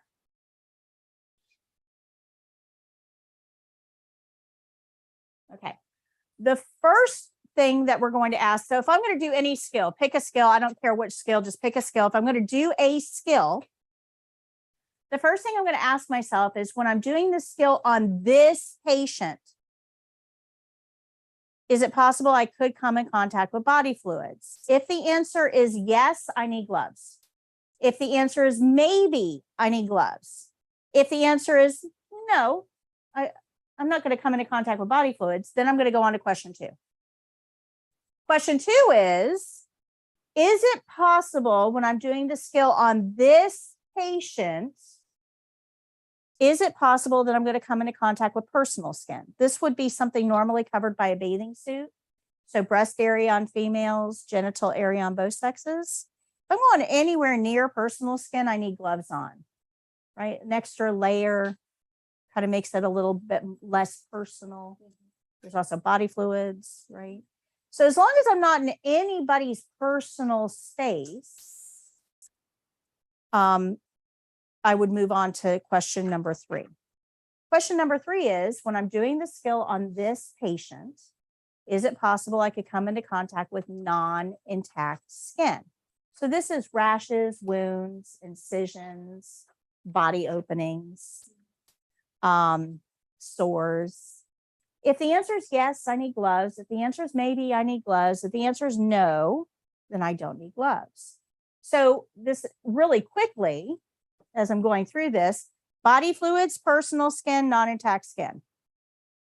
Body fluids, personal skin, non-intact skin. If the answer is no to all 3 of those, I don't need gloves. If I'm going to do exercises on this guy's leg and he's fully clothed and has no open sores, I'm not coming into contact with body fluids, personal skin, or non-intact skin. So I probably don't need gloves. Now let's change that scenario. Same guy, same skill, but he's incontinent. Body fluids. Now do I need gloves? Gloves are not based on the skill. They're based on the patient you're doing the skill on. Because the patients are what's going to change. Make sense? Okay, if I'm going to do mouth care, well, body fluids. Stop right there. I need gloves. If I'm going to change an occupied bed and the patient is fully clothed, not leaking anything, I'm not going to come into any contact with any sores or rashes or wounds or incisions, I don't need gloves. But if I have a patient who has a huge incision on their leg and I'm going to change their sheets, now I would need gloves. Do you guys see how the scenario is going to change whether we need gloves? Good. Okay. So we're going to use gloves. Go through here. We're going to use gloves if we might touch body fluids, personal skin, or non-intact skin. If we do wear gloves, the first thing those gloves should touch is our patient. We're going to pay attention to what our dirty gloves have touched once we've used them. And we want to make sure we're removing the gloves correctly. Those are glove rules. So far, we've learned skill rules. We follow the care plan, the whole care plan, nothing but the care plan. We've learned the opening, knock, knock, knock. Hi, Miss Jones. My name is Patty. I'm your CNA. I'm here to whatever. Is that okay? Close curtain, wash hands, get supplies. We've learned how to use a barrier. We're going to get it first and then get the rest of our supplies. We've learned when to use gloves and how to use gloves and how to take them off properly. Remember, the first thing your gloves should touch is the patient. And we've learned how to end every single skill. Thank you very much, Miss Jones. Is there anything else I can get for you? Would you like a magazine before I go? Are you comfortable? Here's your call light. Press the red button if you need me. Open the curtain, wash my hands, make any corrections.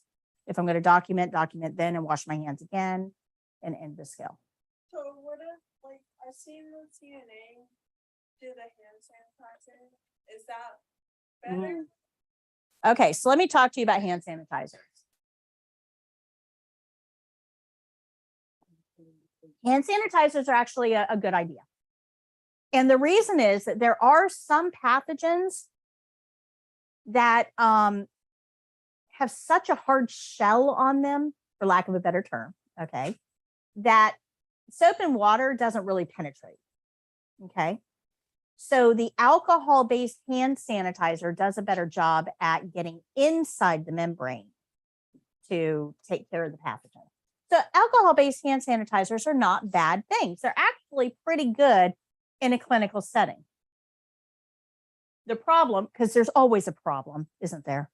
The problem, let me get my little germy guy. The problem with hand sanitizers is that they're not used properly. So this is my little germy guy. He's full of hand sanitizer. Kind of cute, isn't he? Little germy guy.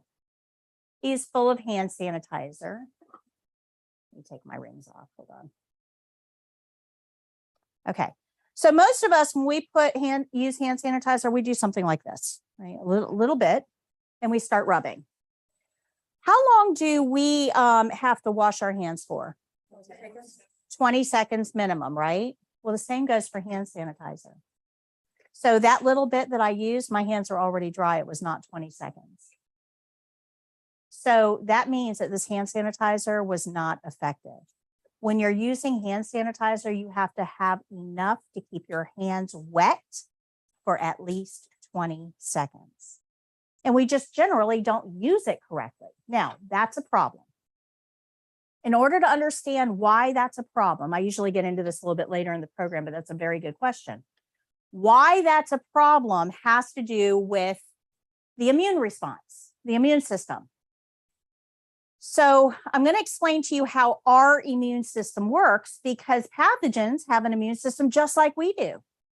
It's pretty amazing, right? They're the bad guys, but they have the same immune response that we do. So let's just say that some armed masked intruder bursts in through that door, right? Now we want to get rid of him, because if we let him stay, he's going to do bad things. He's going to harm us. So we want to get rid of him. So you guys are the first ones to see him. So you probably throw your pen at him. Not going to be effective. So I'm going to write down pen, not effective. You're going to hit him over the head with the book. Not effective. So write down book, not effective. You're going to take that water bottle and squirt a whole bunch of water into his face. And I'm going to write down water, not effective. Now you're getting a little more creative. You know that the pen didn't work and the book didn't work and the water didn't work. So you got to come up with something a little bit better. So you go grab that fire extinguisher and you bang him over the head. And yeah, it slowed him down, but it wasn't effective. So some effect.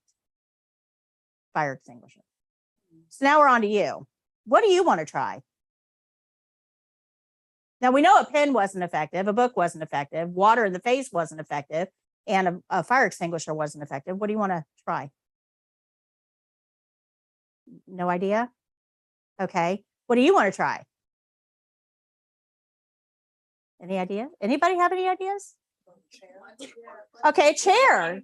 All right, so a chair might work, sure. So we're gonna bash him over the head with a chair, and yeah, he goes down for a few seconds, but not quite enough. So some effect. Anybody else have any ideas? Ah, okay. So maybe if we work together as a team, right? Because we know the fire extinguisher slowed him down. We know the chair slowed him down. So maybe if we work together as a team, we can subdue him, push him outside, right? But it took us a long time to get to that plan. We had to try some other things first that weren't effective. Everybody with me? That is what your immune system does. When you get a pathogen that invades, it tries some things. And most of those things aren't effective, but that all takes time.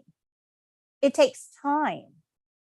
So we're trying pens and books and water and, you know, all these different things, but it's not really being effective. So in the meantime, because it's not effective, that intruder is able to call his friends and say, come on in. And they multiply. And now we've got lots of intruders. Now we've got a real problem on our hands, don't we? This is how infections happen. A pathogen enters, your body has to take time to figure out how to kill it. And in the meantime, they can procreate. Now we've got a much bigger problem on our hands. The whole goal is to be able to kill them before they kill us. That is the goal. But what if that guy out there comes in, you hit him with the pen, doesn't do anything, and he goes back out and says, hey, guys, when you go in, they're going to hit you with a pen. Now they know what your defenses are. And when they come in, they go low. So the pen doesn't hit them. Next guy comes in, you hit him with a book. He runs out and tells everybody else out there, hey, guys, when you go in, they're going to hit you with a pen and a book. So they're going to duck and do this. So now neither one of your defenses were effective because that pathogen was able to spread what you did, your response. Does that make sense? So it would be much better to kill that guy before he had a chance to spread the word. Much better. This is how the immune system works. When a pathogen invades, your body's going to try some things. We want it to be effective. And if it's not effective, we definitely don't want to let that person transmit or that pathogen transmit that information back to headquarters. When you only use a little bit of hand sanitizer, you don't kill them all. What do you think the ones that are left are going to do? Multiply and communicate. That is correct. That is correct. So if we're not using enough hand sanitizer, we're teaching those pathogens what our defenses are. And eventually they're going to come up with a plan to overcome that. They're smart. They're super smart. And everything that we do that doesn't kill them makes them stronger. Yeah. Pretty potent, isn't it? This is why you guys have heard before, I know you have, that when you get prescribed antibiotics, take them all, right? We've all heard that. This is why. Because if you only kill a few of the, if you take enough to make you feel better, leave the rest in your medicine cabinet for later, you have given them all of the nuclear codes. You've told them, this is what we use against you. This is how it works. We're going to leave some survivors so you can go back and tell headquarters. And this is why we have antibiotic resistant bacteria now. So when they say take all of your antibiotics, what we want to do is kill every last bacteria so no survivors are left to go back and tell headquarters what our secret weapons are. Now, see, if they would just do a public service announcement and explain that, you guys would do what you're supposed to do. But instead, they get some guy with a suit, take all your antibiotics. And you're like, yeah, right. and you don't pay attention.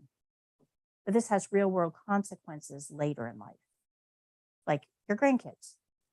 Can you imagine falling down, getting an infection in your knee, and going to the doctor and they're saying, sorry, there's nothing we can do. We have to amputate it. We don't have any medicine to treat that infection anymore. You're going to lose your leg. That's where we're headed, guys, because we keep telling the pathogens what our secret weapons are and leaving some of them alive to go back and tell headquarters. It's a problem. So alcohol-based hand sanitizers are good because they do, they hit the pathogens over the head with the fire extinguisher pretty quick. Okay, they're pretty effective. But the problem is if we don't kill them all, then we leave some alive to go back and transmit. Now, the other problem with hand sanitizers, what I find interesting about them is I've just put hand sanitizer on and I rubbed all of that into my hands and they're now clean, right? But what happened to the pathogens that are on my hands? They're dead, but what happened to them?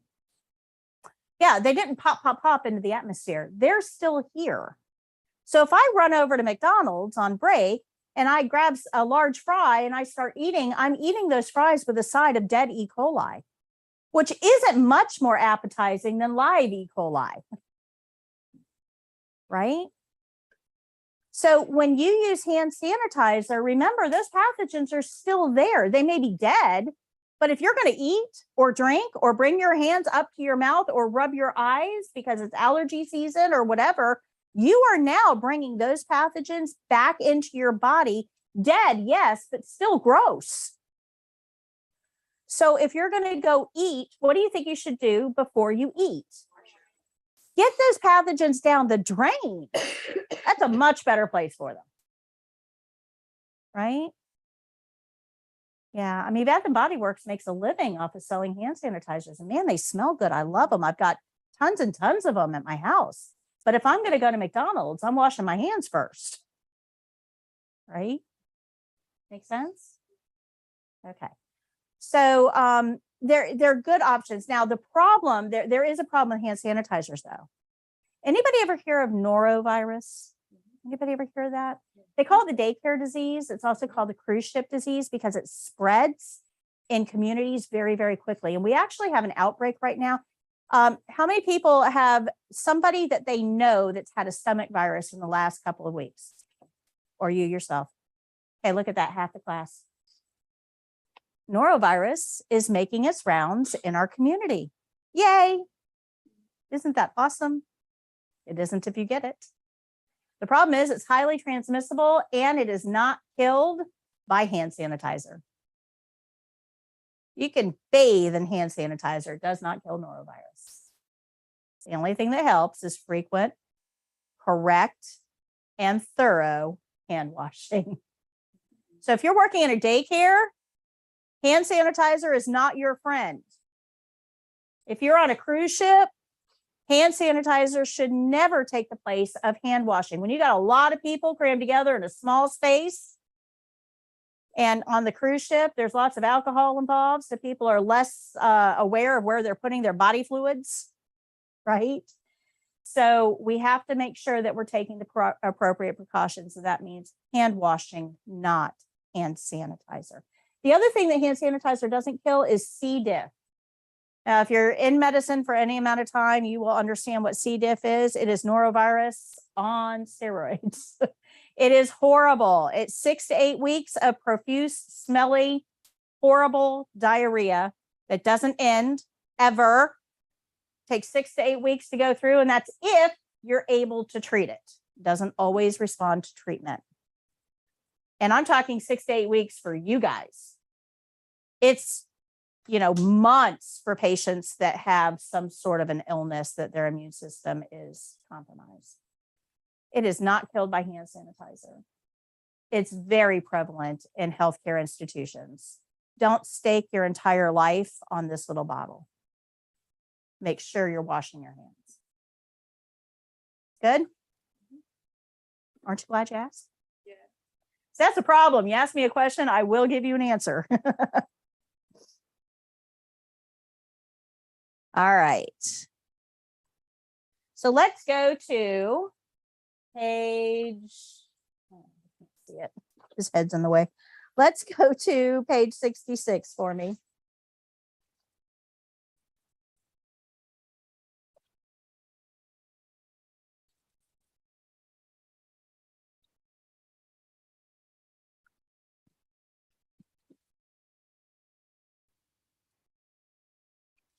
How do we know what to do with each patient? Care plan. So if you look at the top of the page, you'll see this little icon, little nursey person pointing to the care plan. And then beside it in italics is the actual care plan from the state exam. When you get mouth care for the state exam, this is exactly what it's going to tell you. But this is all that it's going to tell you. It does not give you the supplies. It does not give you the steps. Just this little space right here is what you're going to get. So this care plan tells us a resident with natural teeth is lying in bed and needs mouth care. The resident is not able to provide their own mouth care. So we're going to do it for them. Easy peasy. There's nothing much to this. You already know how to brush teeth, but we have to kind of think about how to adjust this when we're doing it on somebody else. And that does increase the complexity a little bit. So here on the page, you're going to see all 21 steps that are involved in mouth care. Once you've done it once or twice, you can kind of go to this little gray box that just has the basics. There's some practice questions here to make sure that you've got it. You should probably do these sometime in your own time just to make sure that you got the important points. But I want to point out the bottom of the page. The bottom of the page has test specific information. So this is only for the test. Only for the test. So this particular skill, somebody with your level of experience, which is none, somebody with your level of experience, according to the test, should be able to complete this skill in 12 minutes or less. Has it ever taken you 12 minutes to brush your own teeth? This is way more time than you're going to need. Even if you brush the teeth for the entire 2 minutes, which you don't have to for the test, just get all surfaces. They're not timing you on how long, right? But even if you took the whole 2 minutes and brushed every single quadrant of the teeth thoroughly, right? Brush the teeth, you're still not going to get anywhere near 12 minutes. I'm telling you, they're giving you tons and tons and tons more time than you need. Do not rush. For the test, your focus needs to be on the patient, not you. If you're rushing, that patient is going to feel it. So you need to, okay, I can do this. You need to calm yourself down and keep yourself from rushing. You've got way more time than you actually need.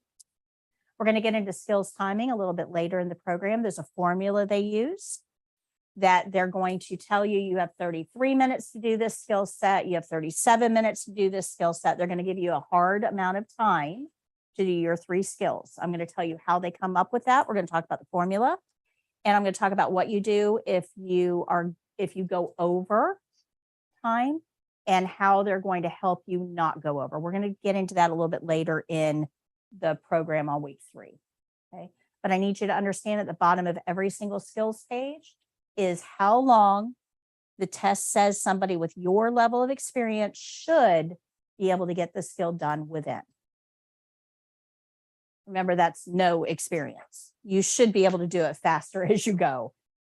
Second thing there, it tells you who you're going to be doing this on. This is a live patient skill. So you're going to be doing this on another testing candidate. You would do it on her. She would do it on you. Another live testing candidate.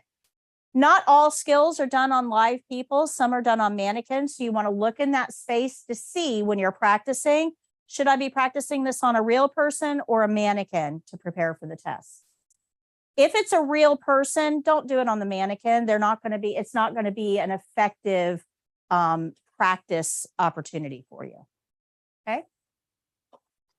Next, it tells you where that person's going to be, in bed, in a chair. If you set it up as if it's the test, it's a good dress rehearsal. And then it'll tell you whether charting is required. So every single skill is going to have symbols on the bottom that are related specifically to the test. Now, one of the things with this particular skill, one of the things with this particular skill is your patient is laying down in bed. So when we have a patient laying down in bed, and we talked a little bit about this on Monday, is this a safe position for our patient to have their teeth brushed? No. So I've got to get them sitting up somehow. Now, luckily, hospital beds have a feature where you can raise the head of the bed. That's the easiest way to do it. But if this patient could sit up on the side of the bed, the care plan might say patient could sit on side of bed, or patient should be transferred into chair for mouth care because we want them up in a chair frequently. The care plan will give you that specific information. This one doesn't say anything, so we're just going to put the head of the bed up. Now, the problem with bed controls in a clinical setting is that they're slow. They're slow on purpose. If this patient is nauseous or feels crappy or is dizzy or has a heart problem, putting the head of the bed up quickly could cause very, very bad symptoms. So when I put the head of the bed up, it moves slow. I mean, we could play checkers in the time it takes to get the head of the bed all the way up. And we're moving, and we're moving. Now, I don't want to get to here and think, okay, that's good enough. There is no such thing as good enough. This patient is not sitting upright. And the thing is, they have to be sitting fully upright. Now, this isn't like cartoons. Have you ever seen the cartoons where the bed like clamshells up or ejects somebody out of the bed? It doesn't work like that. We're going to press this button until it stops moving. The motor's still going to run. I'm still going to hear it run, but it's going to stop moving. So I'm going to keep pressing the button, keep pressing the button.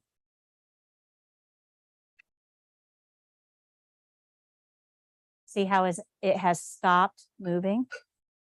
Right there. There it is. See how that's when I'm going to let go. If you let go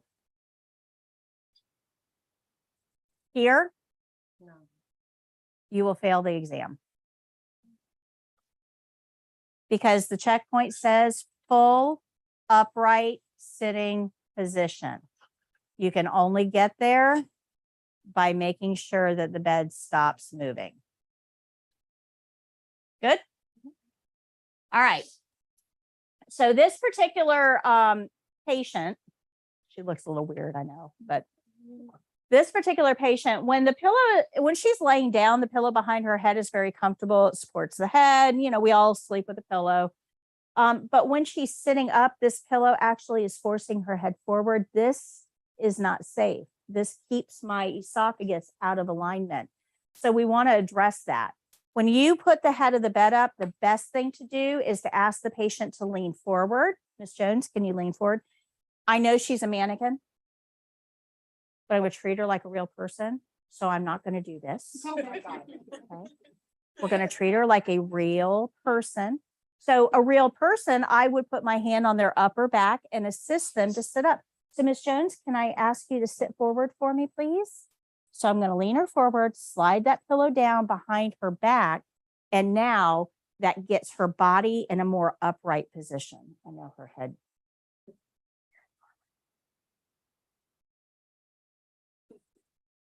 Kind of. So we're going to lean her forward, slide the pillow down. Now, if somebody has a particularly large tummy, or if we just had surgery and there's an incision there, this may not be comfortable for them. In that case, we're just going to take the pillow all the way out from behind the body. So it's just them against the bed. Okay, good. Questions? This is a checkpoint.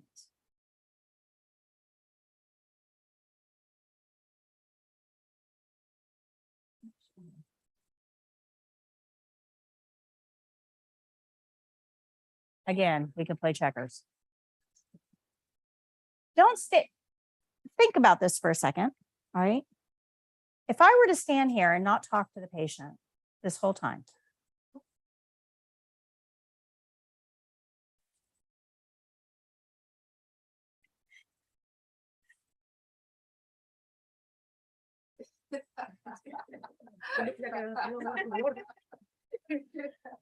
How awkward is that? That's bad. It's very awkward. So don't get so wrapped up in what you're doing that you forget what this is like for the patient, right? While I'm putting that bed down, I should be talking to the patient. Something, anything, talk about last night's sports game. I don't care, but talk to them. Have a conversation. I usually like to talk to my patients and ask them questions. Get to know them as people. I hate that term patient. That puts them in a whole different category. Like, I don't have to care about you if you're a patient. You're somebody I'm doing stuff to. I like people because that's what they are. And I think that when we use that term patient, we tend to forget the humanity of what we're doing. So talk to your patient, get to know them. They're people. More importantly, they want to know you. You're about to be in their mouth. I mean, that's pretty intimate, guys. It's pretty intimate. So this is an ADL skill. Can anybody tell me what ADL means? Activities of daily living. So an activity of daily living is something that we do for ourselves every day, as long as we're able to. So I get up. The first thing I do when I get out of bed is go to the bathroom. Most people do. You get up, you go to the bathroom. I'm housebreaking a little puppy. She's adorable. But as soon as I get her up, what's the first thing I do? Take her outside. Absolutely. So remember that one of the first ADLs you're going to do is toilet. That's one of the most important ones. That's going to be important a little bit later. We're going to talk a little bit more about that. But you will have a test question on the written exam that asks you to put care in order. So you're something like you receive an assignment, which of these would have to be done first? Toileting is always first. Remember that. Toileting is always, because people can't always hold it, especially if they're on diuretics or laxatives or something like that. So toileting is always first. But you want to kind of get to know your patient. That's really, really important. So I'm going to be talking to the patient, getting some information from them to help me care for them more effectively. So talk to them. So ADLs is how we describe what we do. And remember that CNAs are responsible for the majority of ADLs. It doesn't mean nurses can't do them. What you're learning to do is the first 2 weeks of all nursing programs. So those of you who go on for nursing, you're going to have all of this again. So nurses can do what you do. They know how to brush teeth. They know how to make beds.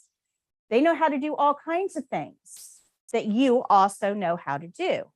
But the problem is, and this is where CNAs kind of go off the rails a little bit. As a nurse, it is my responsibility to look at this patient and find out all real problems and all potential problems. That takes some time. And as an RN, I'm the only person that can do that. The RNs are the only ones that can assess patients and plan care.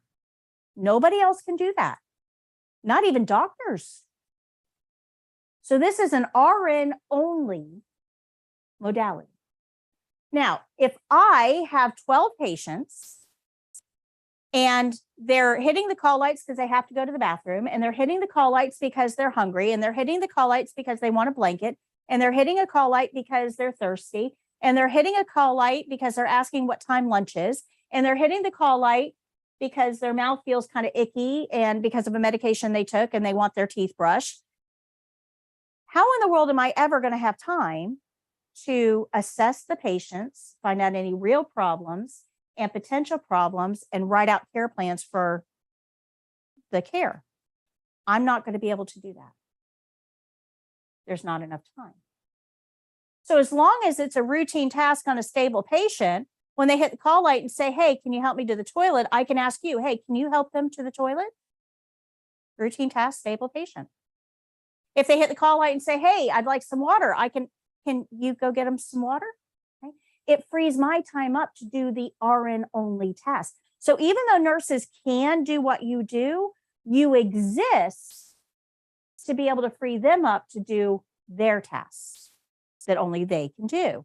So be very, very careful about this. And I see it a lot in healthcare right now, this us versus them mentality. CNAs versus the nurses. Guys, if it's you versus the nurse, whatever's killing the patient's going to win. Because we're not on the same team. We are not on the same team. So we want to make sure that we're not setting ourselves up in an adversarial relationship with those nurses. CNAs are mainly going to do ADL tasks, things that the patients can't do for themselves anymore. But if somebody can do something for themselves, we're going to let them. We're going to encourage them. So if this patient can brush her own teeth, I'm not brushing it. Care plan's not going to tell me to brush it. Care plan will tell me to bring everything over to her and then clean up after. So mouth care set up and clean up, but she'll do the actual brushing. Good. Remember that every patient is going to need a different level of care. How do we know which is which? Care plan. So do you guys see how the whole process it works together? Right? I do an assessment, write up a care plan. We only do skills for patients they can't do for themselves. You're going to do the routine skills on the stable patients for me. I'll take care of everything else. And eventually, hopefully, if we all do our jobs right, the patient will get a little bit better. Good? Questions? All right, so ADLs are what we do. Activities of daily living, toileting, eating, grooming, bathing, dressing, socialization, rest. All of that is what we do. Now, you will do some nurse assistant things as well. We want to assist the nurse. We can get some vital signs. We can take care of catheters. We can help patients with oxygen tubing, things that you wouldn't like do at home on yourself because it requires a little bit higher level of care. We'll learn some of those too. Good. Questions? All right. So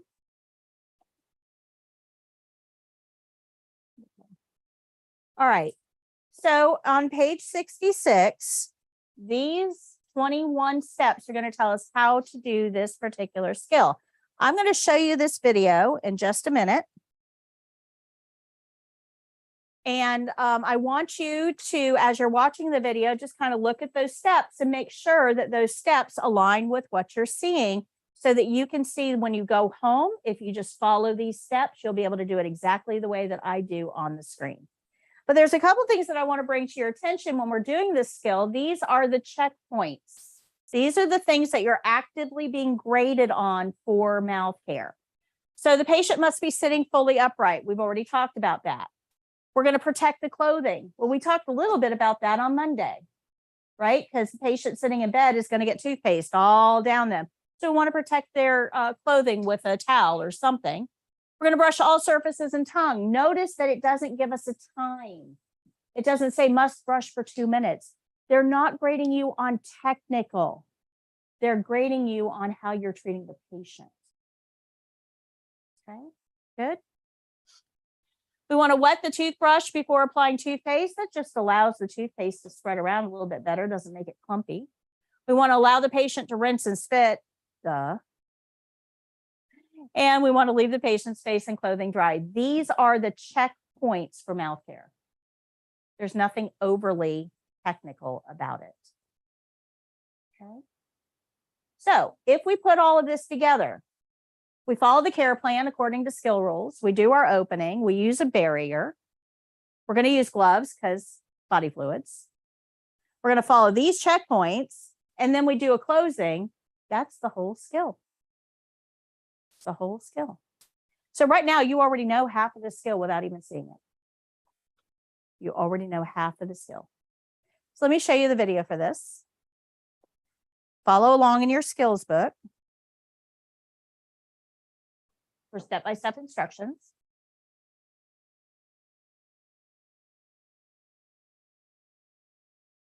And these videos are available in the online program and on my website for you to review if you wish. Look at all these videos I have. These are all available to you for free.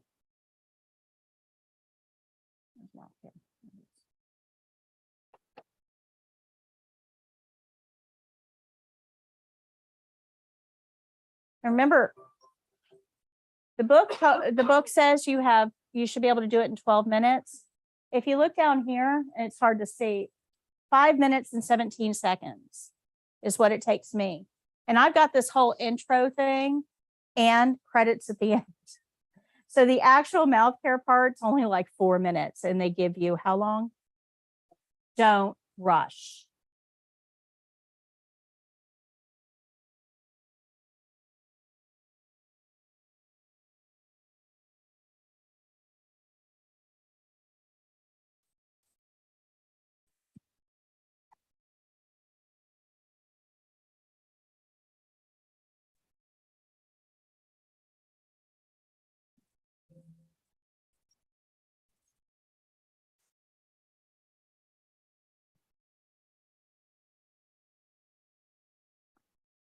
Hello.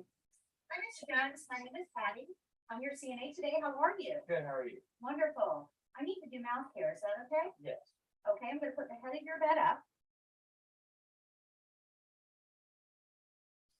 And then I'll close the curtain, wash my hands, and gather my supplies. Okay. We'll get you to a full upright sitting position for safety. And if I can get you to lean forward, please. There you go. Is that more comfortable? Yes, much. Okay, I'm going to close your curtain and wash my hands now. I'll gather my supplies. I'm going to start with the barrier, and we'll place that on your overbed table. I'm going to get a towel, a set of gloves, a basin, toothbrush and toothpaste, and a cup of water. We'll prepare the toothbrush first.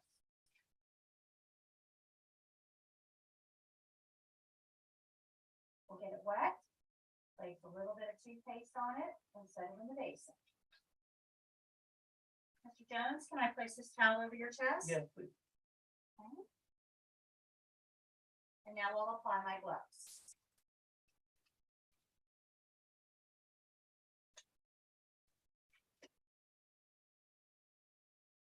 Okay, Mr. Jones, can you open wide for me? I'm going to brush the back on the bottom.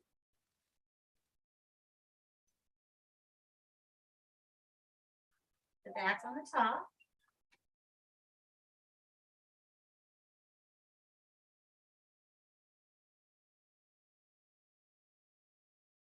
And can you bring your teeth together?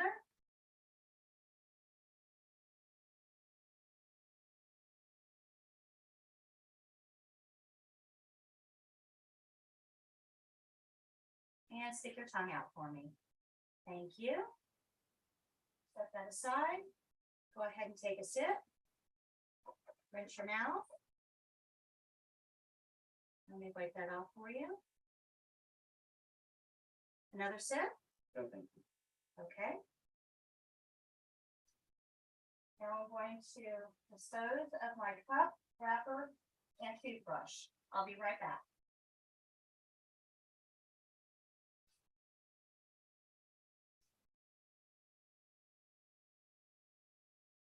I'm going to remove the towel and place it into dirty linen.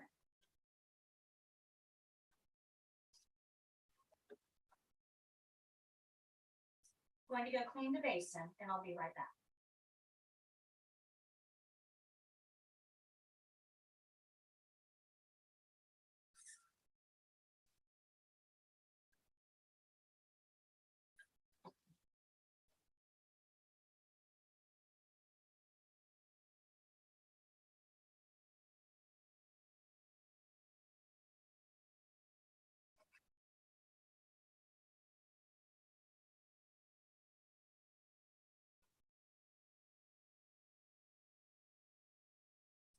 I'll place the toothpaste in the basin, use the paper towel to open the drawer, and place the basin and toothpaste in the drawer. I'll clean up my work environment and go throw these items away. Now I can remove my gloves.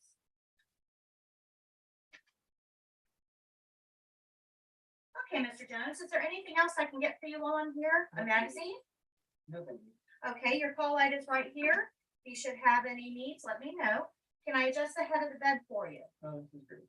Okay, I'm going to open the curtain and go wash my hands. After washing my hands, I'll think about my skill, make any corrections I need to make, and then tell the evaluator my skill is done.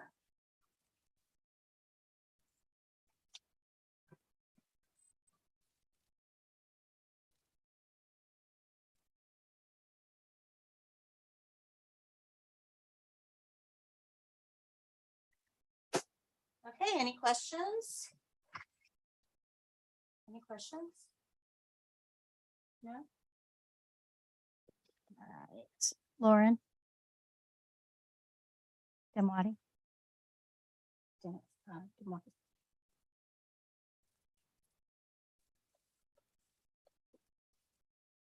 Thank you. Okay. So one of the things that you just saw in that video was cleaning the basin.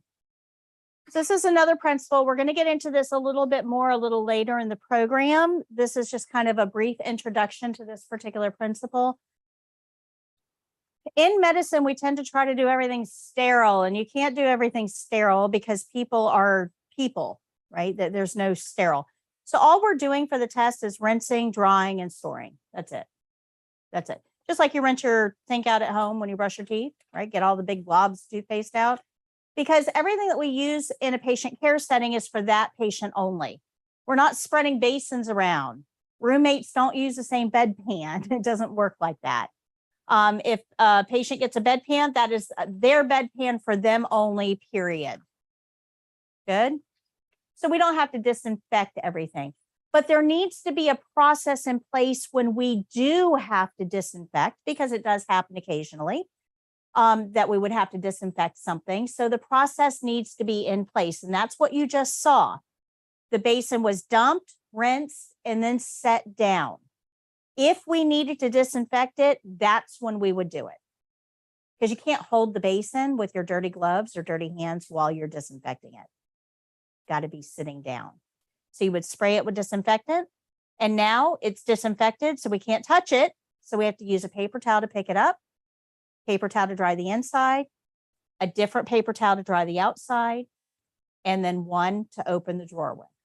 So we're not using our dirty hands or dirty gloves on that drawer. You're going to see this over and over and over and over, and because half the skills we do are washing skills. So you're going to see this a lot. Don't dwell on it too much, but I want you to be just a little aware that a process exists. Okay, good. You're going to see this again. All right. So let's go to page 71.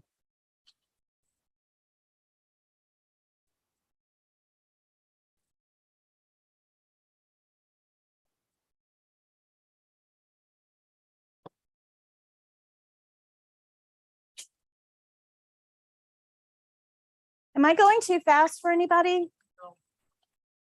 I don't want to lose anybody along the way. Remember, this is your class. I'm just here to help you. So if you feel like I'm going too fast or you want me to stop and explain something else, just let me know. Okay. Everybody good? All right. All right. So the next skill we're going to learn is dressing a resident with a weak arm, which is on page 71.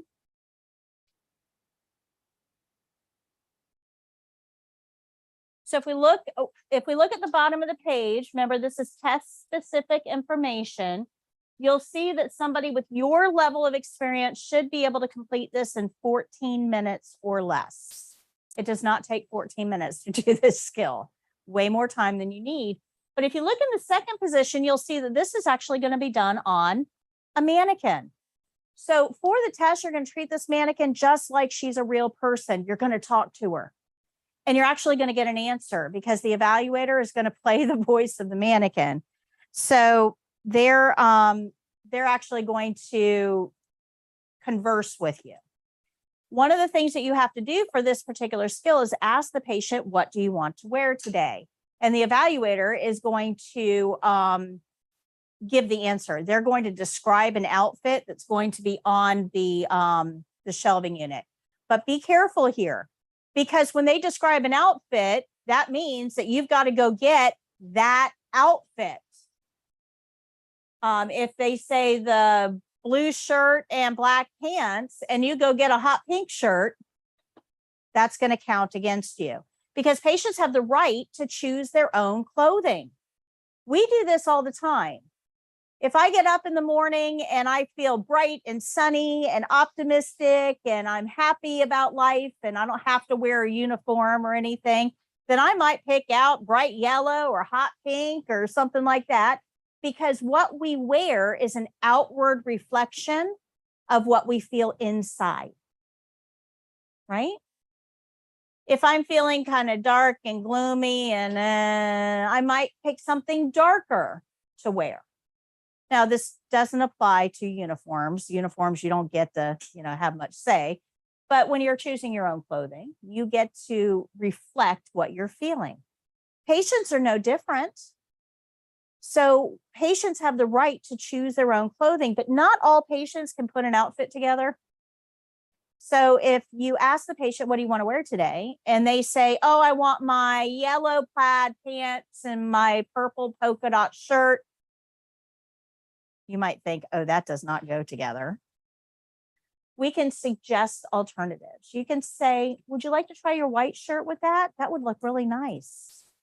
But we're always going to honor their wishes. If they say, no, I want my purple polka dot shirt, no problem. Let me get that for you.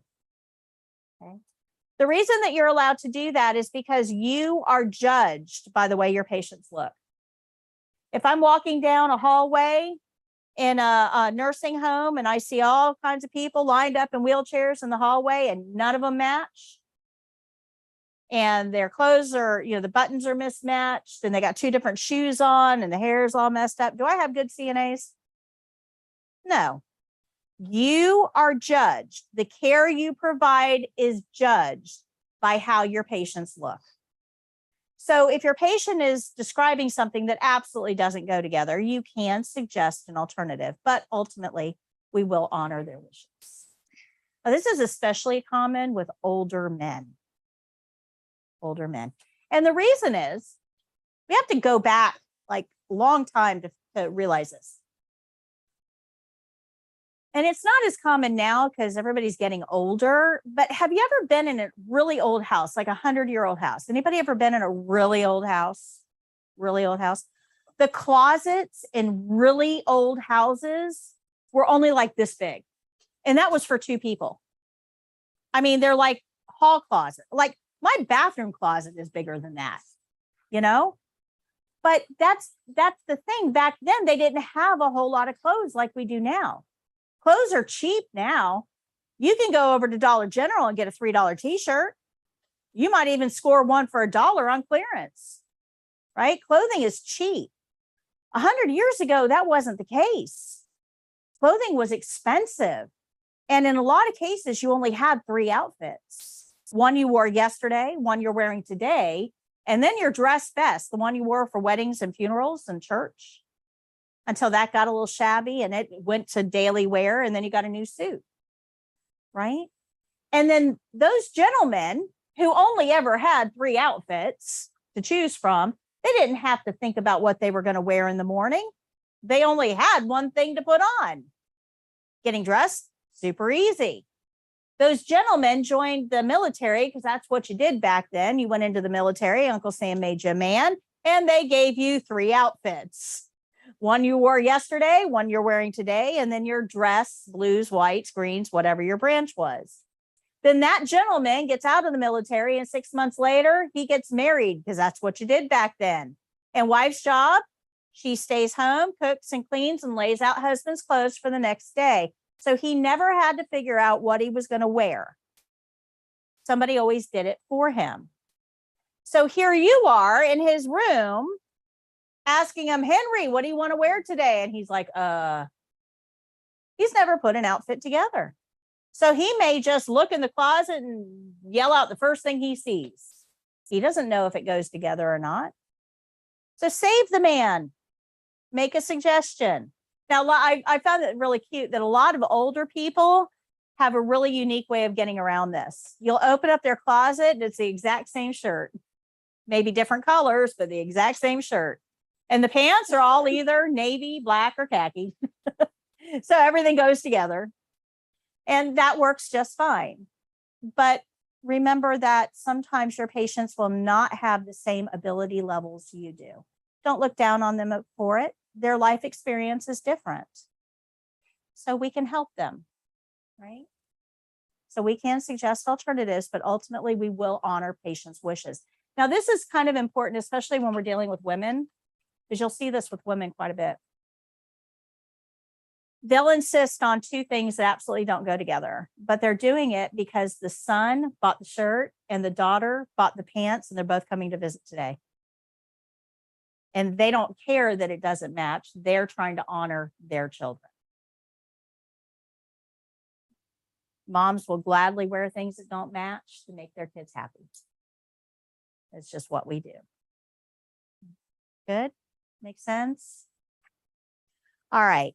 So one of the important things about this, let's go to the care plan, because remember, that's where we get all of our instructions. That's how we know what to do with each patient.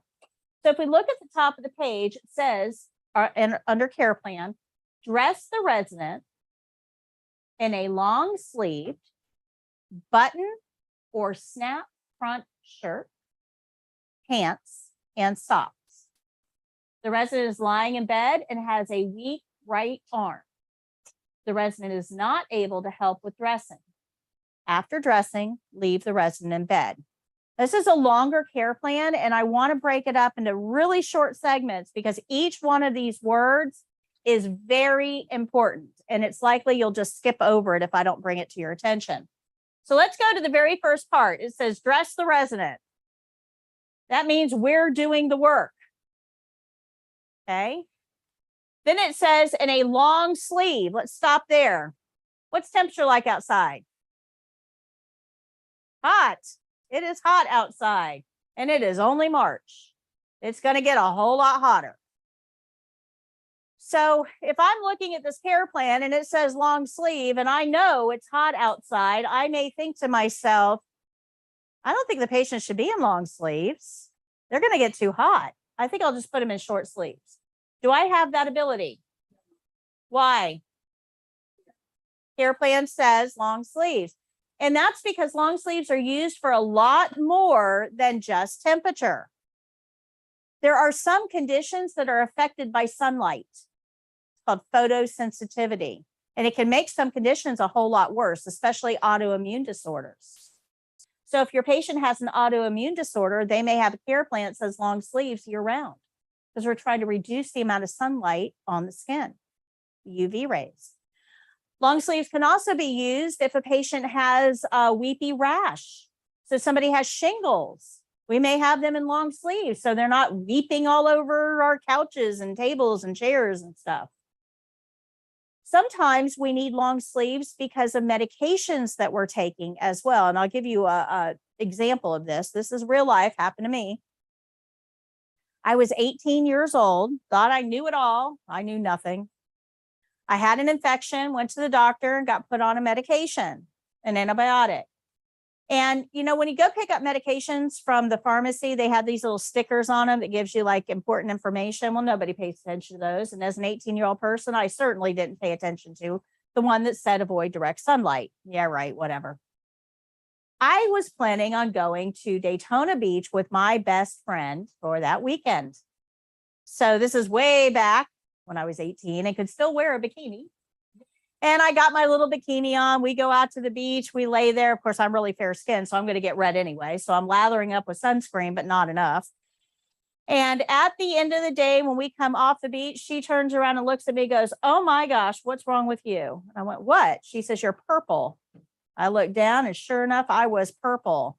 I'm not talking about a little purple. I'm talking great Kool-Aid purple. Every capillary underneath my skin had burst. Those little stickers that say avoid direct sunlight, they actually mean something. Because when I was on this particular medication, it actually caused a reaction with UV lights, and I had literally bruised my entire body because all of my capillaries burst. Now I can't take that medication. And every time I get a sunburn, it hurts like crazy, no matter how minor the sunburn is. So something that I did when I was 18 years old has an effect on me now. So when it says long sleeves, there's a reason for it. You may not understand the reason, and that's okay. But we have to follow the care plan. Good? Okay. So we've got dress the resident, and we've got long sleeves. So far, so good. Now, the next part of it says button or snap front shirt. Let's stop there for a second. When we have a patient who has a weak arm, it could be from a stroke, it could be from a surgery, it could be from lack of use, doesn't matter what it is. If they have a weak arm, we're going to dress them in a very specific way. It is way easier to dress side to side than top to bottom when you have somebody with mobility issues. Like all of you guys have shirts that you actually pulled over. So do I. These are pullover. These are much, much more common in our society. We do a lot of pullover shirts, but a pullover requires that your arms extend to get them in the sleeves. If I have a weak arm, that's going to be hard to do. So when we have somebody with a weak extremity, weak arm or shoulder or something, we are going to tell the patient or the family, hey, go get us some shirts that button or snap up the front. So button downs, nothing that goes over the head. Because we're going to use something very specific as our order. And you can see that here under step 9, USA first. USA is undress strong arm first. USA first. When you do that, let's say that I don't have my jacket. I'm going to have to bring my jacket today. Let's say that I have something on, okay, and I want to get undressed, and it's button or snap up the front. If I take it off of the stronger side first, that's the side that's going to do all the motion, right? So I'm going to pull my arm in and get it out of that sleeve. And now the garment just slides right off that weak arm. No movement required. Now, when I'm going to get dressed, we're going to slide the new garment up the weak arm first and make that stronger arm do all the moving to get into the sleeve. So USA first, undress strong arm first, and then we'll dress the weak arm first. Good? But that's why we need snap or button front shirts. So we're dressing side to side, not top to bottom. Now let's keep going. So we have dress the resident, we're doing the work. We have long sleeve because it's more than just temperature. We have snap or button front shirt because we have a weak extremity. We're going to have to pay attention to which extremity is weak. We'll get there in a minute. And then it says pants and socks. Okay. So shirt, pants, socks, nothing about undergarments. Now, if you learned anything from class 1, we follow the care plan, the whole care plan. And so we're not adding in undergarments. We don't get to add anything to this. We're assuming the patient's probably got them on already, or they're not going to wear them at all. No judgments here, people. No judgments. Some older women don't want to wear bras anymore, and good for them. Some people may have a yeast infection, and underpants, which hold body heat in, may not be indicated. We don't care why, but we're going to follow what it tells us to. Pants, socks, shirt, period. No undergarments. For the test, we're just assuming they're already there. Okay. Remember, in a clinical setting, we're going to follow our care plan. Good. Questions? It doesn't matter what order you do this in. You want to start with the socks first? Go for it. You want to start with the pants first? No problem. You want to start with the shirt first? Great. However you want to do this is fine. The only order that matters is USA first. Undress strong arm first, dress weak arm first. Good. Okay. Now I'm going to tell you, I start with the socks. And the reason is that it cuts down on time. If you've got 12 patients and you're working an 8-hour shift, 12 patients, and you got to do everything with all these 12 patients. It's a lot of time. You want a 30-minute break in that 8 hours, don't you? If you just spend an extra 2.5 minutes with each one of those 12 patients, that's it, 2.5 minutes with each one of those 12 patients, you no longer have time for your break. So little bits of time add up in a clinical setting. We've got to have economy of movement. We've got to be able to prioritize and organize and perform our skills quickly so that we can protect our ability to take a break and to do what we need to do. Good? So that's what this is all about. If you put the socks on first and then the pants on first and then put the head of the bed up to put their shirt, because it's easier to dress, the top of somebody if they're sitting up, right? It goes way quicker. If you put the head of the bed up to put their shirt on first, now you can't get their pants on because they're sitting. You can't get the pants over the hips if they're sitting. They got to be laying back down. How long did that bed take to move?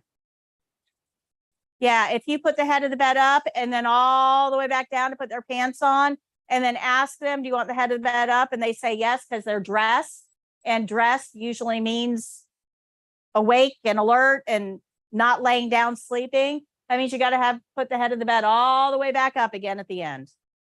That's a lot of time. Do that with each one of your patients, you've lost your break. So it's easier if you put socks on, pants on, head of the bed up, shirt on, and then they can stay sitting up if they want to, which they usually will. Good? Questions? Okay, then it goes on to tell us residents lying in bed and has a weak right arm. That's what we need to know. Pay attention to which side is weak. Your care plan will tell you, because that's going to determine how we're going to put that shirt on and take off the old one. Then it says the resident's not able to help, and after dressing, leave the resident in bed. So we're not getting him out of bed. We're not taking him anywhere.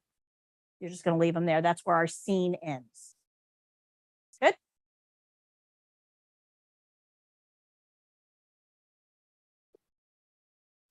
Okay, in order to learn how to do this skill, we have to talk about the privacy blanket. This on page 70. I'm going to show you the skill in a minute, but we got to talk about this first. It's on page 70. This is another principle that we're learning today. Yay. So far, we've learned skill rules, the opening, barrier, glove rules. We've touched on basin cleaning a little bit, and we've learned the closing. So right now we're at half. It's only day 2. And you got half of those principles done. We're adding another one in now.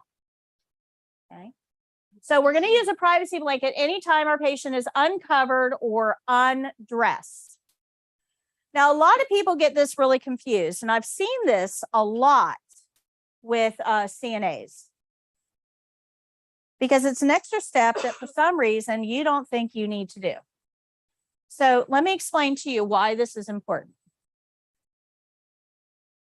If I have a patient that I'm providing care for, if I'm going to dress a resident, this patient probably doesn't know me very well. I am taking their clothes off. Is that a problem? Yeah. So we recognize that's a problem. We don't want to expose our patient to the world at large. So we do this during our opening. And that helps block out all of you people. Does it do anything to block her from me? I am still the stranger in the room. Privacy curtains do not do anything to protect the patient from me. Good? Does that make sense? So we need to be aware of that. We tend to kind of gloss over that as CNAs. Well, I've seen it all. I don't really care. Your patient does. We have to kind of get out of that mindset, not let this jade us. So when we have a patient who we are going to uncover or undress, we need a privacy blanket to protect them from us, but that's not the only reason we're using it. What's temperature like in here right now? Yeah, you guys are all cuddled, just bundled up. I'm going to turn the AC off again. You guys are all bundled up because it's cold. What do you think temperature in a clinical setting is going to be like? All right. So now you guys, and I turned that on for a reason to show you this. So you guys are now all bundled up in jackets and things like that. Imagine for a second that I made you take all of that off and put on a hospital gown and lay down in this bed covered by a sheet. You're already cold, bundled up. What's it going to feel like if you're laying there in a hospital gown under a sheet? Oh, yeah. Now take the sheet away. That blanket is there for more than just privacy. When you've got a patient in a clinical setting that's already cold, and they're not dressed for company, guys, and you take that sheet away, they are going to feel very cold, very uncomfortable, and they're going to feel exposed. That's not how we want our patients to feel. They're going to feel very vulnerable. So when we are working with patients that require them to be uncovered or undressed, we need to make sure that we're addressing that comfort level with a privacy blanket. Good. A little bit different way of thinking about it. It's not just something that, oh, it's a step I have to do. No, it's important for the patient. And if we're not caring about the patient, why are we even here? Why are we doing this? They don't pay you enough, right? To just do this because you got to do this because you got the heart for it. All right. So if we're going to use a privacy blanket, we've decided, okay, our patient's uncovered or undressed. We're going to use a privacy blanket for this patient. When we get the privacy blanket, am I going to hold it like this? Why? Okay. So when we get the privacy blanket, we're going to put it on the patient. We're going to put it over the sheet initially. When I unfold this blanket, I've got to be careful not to snap it or shake it. So I'm going to put this on the bed and unfold it like this and lay it on over the sheet. Now, the reason that I don't want to snap it like you do at home, like at home, if I'm making my bed, I'm probably doing this. You see all those fuzzies that just came up? Those are her dead skin cells, yeast, bacteria, body fluids, dandruff, sweat, urine.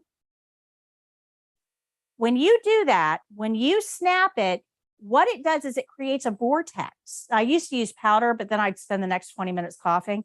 It creates a vortex. It actually pulls all of this stuff right here where I can breathe it in. Mm-hmm. Now, at home, I'm breathing in all my own funk. It's not a big deal. But in a clinical setting, I'm not that close to her. I really don't want to breathe in hers, right? So when we are spreading anything out on a bed, a sheet, a blanket, anything, we want to unfold, not snap. Now, once I get this unfolded over the patient so that it's covering her, I'm going to pull the sheet down underneath. So that way the patient remains covered this whole time. A common mistake here is that somebody would take the sheet completely off and then put the blanket on. You don't want to do that because that exposes the patient. So blanket on over the sheet, we'll pull the sheet down underneath. We'll do what we need to do with the patient. And then when we're ready to take it away, we're going to pull the sheet up over the blanket.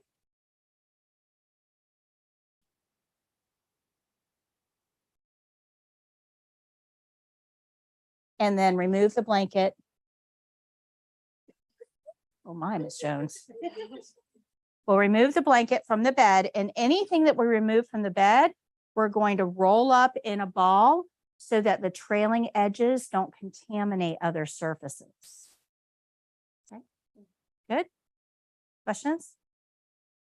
Okay, this goes in dirty linen, but that's in my car, so we're going to put it there for now.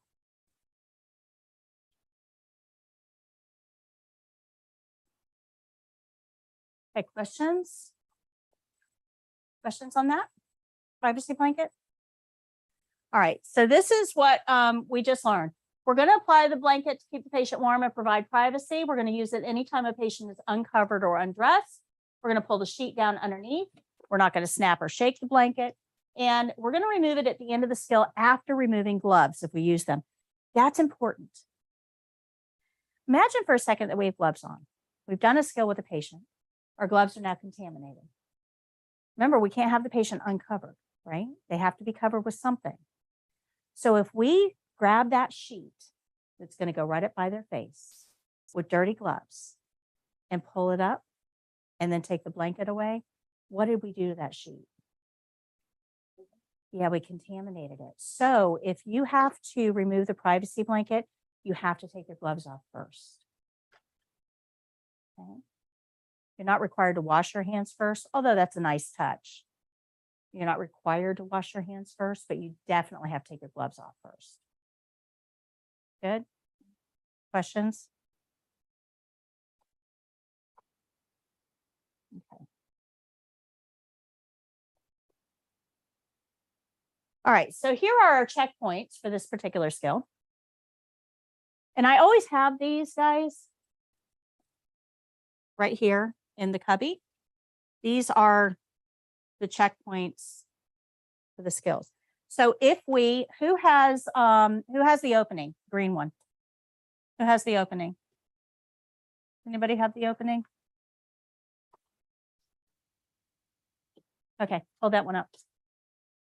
Opening. Who has do you have privacy blanket? Hold that. You have glove rules. Hold that. Who has barrier? Right there. Hold that. And who has let's see here, who has the closing? Hold that. And then hold that one. Okay, this is what makes up this skill. So opening, hold it up. Okay. I'm sorry, there's one more. Who has skill rules? All right, hold that one up. That comes first because we always have to have the care plan, right? So skill rules tells us what to do. The opening tells us how to start. We're going to have the barrier. Who has barrier? That gives us a clean place to put our clean supplies. Who has gloves? We have to decide whether we need gloves. Gloves is always in every single skill deciding whether we need them or not. Okay, so we always think about gloves. Who has privacy blanket? Patient's going to be uncovered or undressed, so we need that. And who has the closing? Okay, and who has the actual skill rules? There you go. That makes up the entire skill. So what you see in that gray box, right, are these steps. Skill rules, opening, barrier, glove rules, privacy blanket, closing.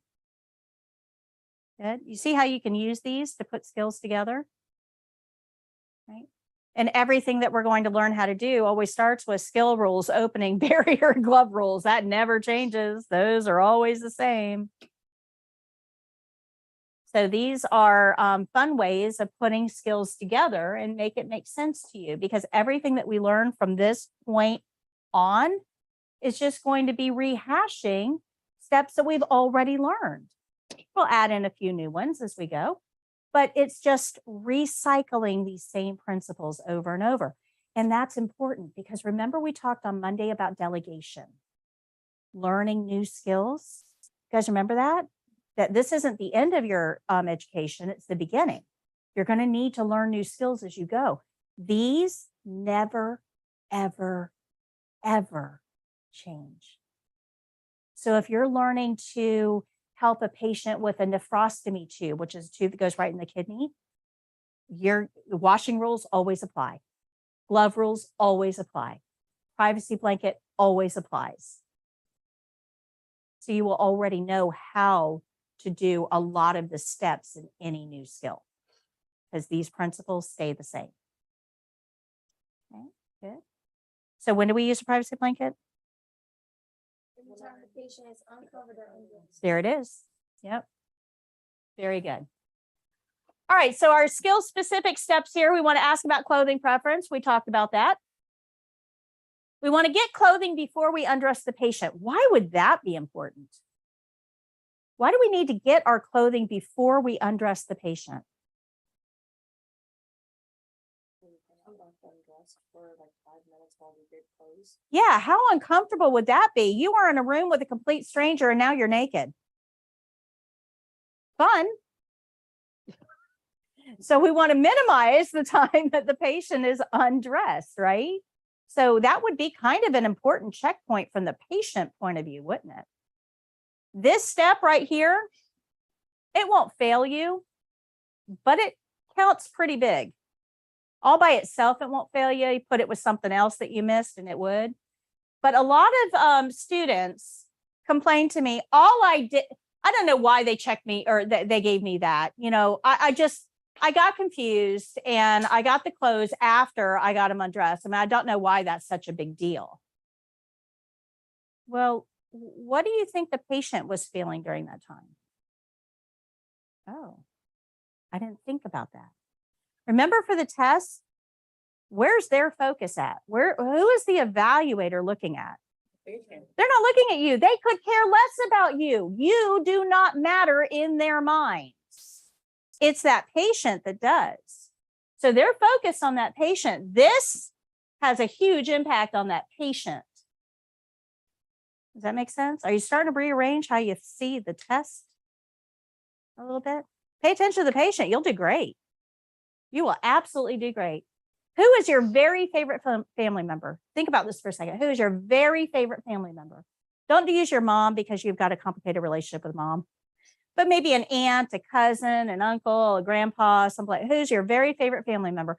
When you go into the test, that's who I want you to see in that bed. How would you treat your very favorite family member? If you do that, you'll do great on the test because you'll explain to them what you're doing.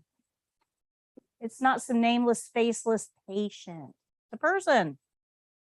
Anytime we lift anything, we're going to lift from below and we're going to support the joints as we lift. So when we're putting the shirt on the arm, we want to lift it from below. Never grab from above. We are not the claw machine at Walmart handing out prizes, right? We don't do this. We lift from below. We want to support all joints when we lift. We're going to undress the strong arm first and dress the weak arm first. We're not going to overextend or force movement. We want to adjust the clothing. They need to look good, people. And we're going to put dirty items in the hamper. This is important, though. We want to make sure at the end of the skill, we're going to give them the call light during the closing. We always know that. That's part of our closing. But for this skill, it's got to be in the stronger hand specifically. Why would that be important?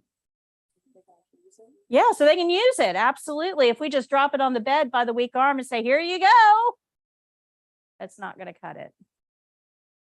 So you got to pay attention to where the call light goes in this one. And that's a little bit more complex. Good.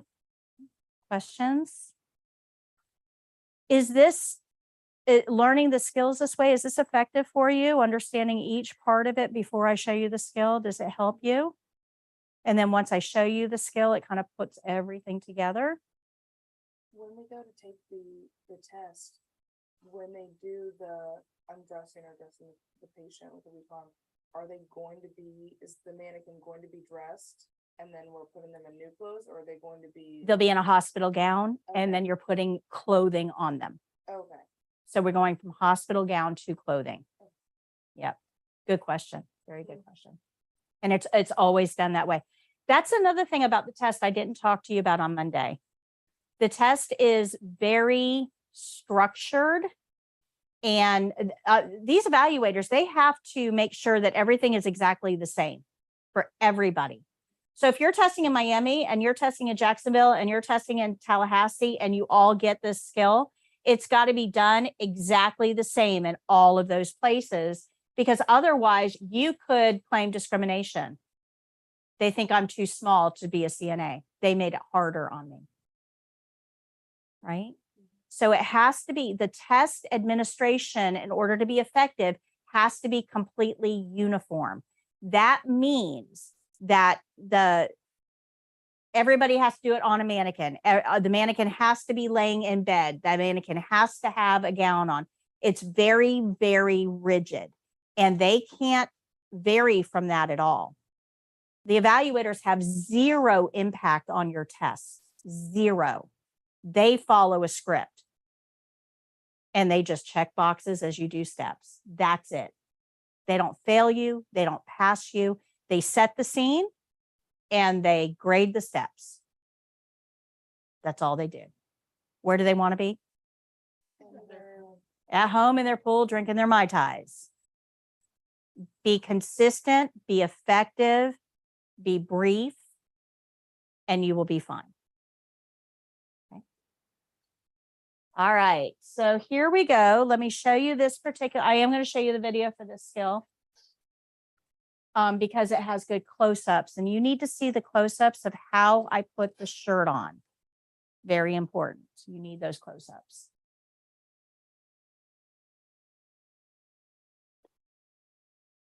And again, you do have access to all of these videos on the website on the front cover of your book, foryourcna.com, under training, because remember you're in training right now, under training skills videos.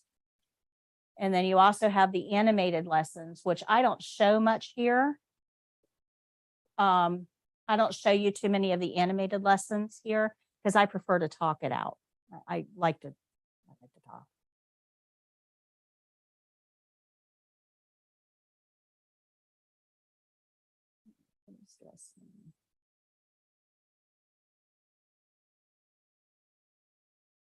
There it is. Okay, so if you look at the bottom of the page, how much time does the state give you? 14 minutes. Okay, I get this whole thing done in 7 minutes and 5 seconds, and that's the whole intro and the credits. Don't rush, you got plenty of time.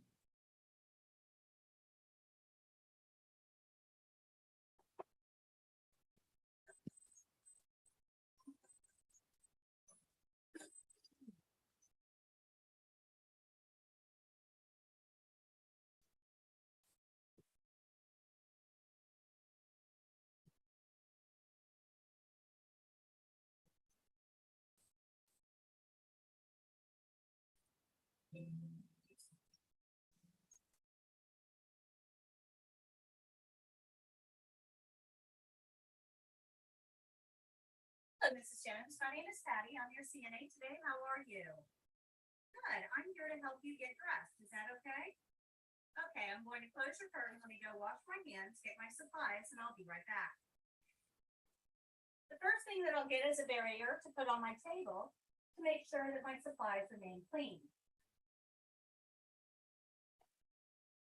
Mrs. Jones, what would you like to wear today? Your light pink pants and dark pink shirt? Okay. Is this the outfit that you described?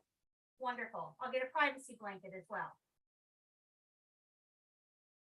Okay, Mrs. Jones, I'm going to spread this privacy blanket out over you. This will keep you warm and help protect your privacy as we do this skill. I'm going to carefully unfold the blanket.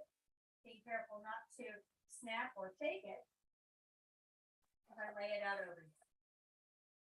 Once the blanket's in place, I'll pull your sheet down to the end of the bed.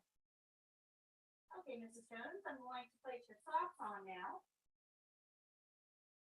We'll take one of the socks, scrunch it all the way up to the toe seam, put it over the foot, making sure the toe seam is lined up, lift from below and support at the ankle, and smooth the sock over the heel.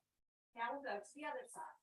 We'll scrunch this sock up, put it over the foot, making sure the toe seam is lined up, lift from below and support at the ankle, and smooth the sock over the heel, minimizing wrinkles. Now we'll help you put your pants on. We're going to make sure the tag is in the back. I'm going to insert one of my arms into the legs of the pants and scrunch it up so I have control over all the material. We'll then place it over your foot, lift from below, and smooth it over your heel. We're going to repeat on this side. I'm going to put my hand inside to scrunch up the leg of the pants, and then place it over your foot, lifting from below and supporting at the heel while we finish putting on your pants. Okay, Mrs. Jones. Now I'm going to Lift your hands up over your hips. If I can have you raise up your hips as high as you can on the count of 3. 1, 2, 3. I'll make sure that your hands are over your hips and then cover you back up. Okay, Mrs. Jones, I'm going to elevate the head of the bed now. Please tell me when you're comfortable. And if I can assist you to lean forward, I'll untie your hair. Thank you. I'm going to tuck a corner of the blanket behind your back as you sit back. And now I'll remove the gown from this side. We're going to undress the strong arm first. Since our care plan indicated your right arm is weak, we'll undress your left arm first. I'm going to the other side of the bed now. Okay, Mrs. Jones, I'm going to undress this arm. Being careful to minimize the movement and support the arm at the elbow as I lift it off the bed. We'll remove the soiled gown. We'll go ahead and rest your arm back on the bed. Okay, now I'm going to assist you with your shirt. I'm going to scrunch up the arm of the sleeve and put my hand through backwards, keeping your arm supported on the bed.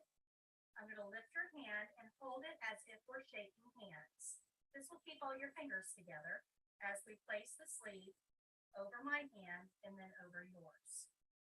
Once we have the sleeve in place on your arm, we'll extend your arm out. I'll support at the elbow as I bring the sleeve the rest of the way along your arm.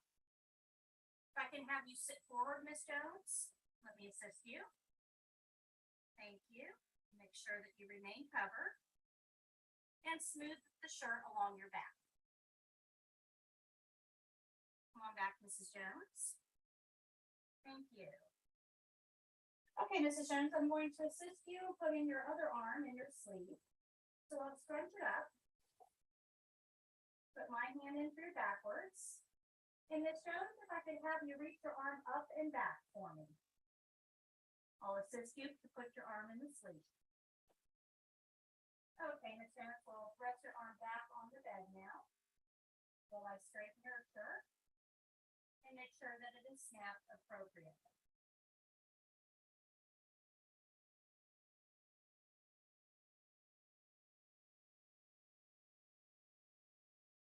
Okay, let me just adjust your clothing to make sure it's neat.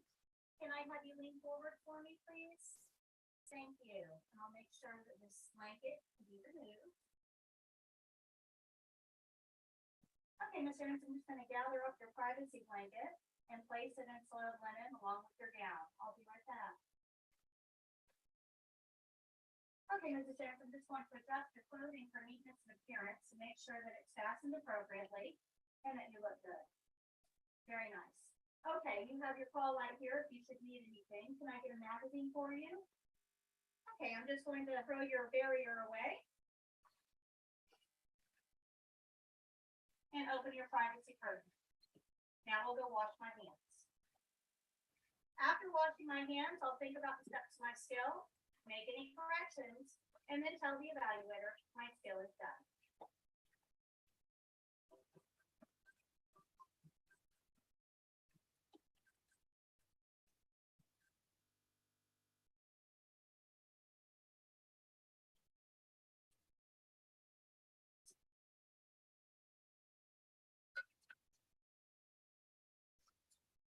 Okay, any questions? No? All right. Okay.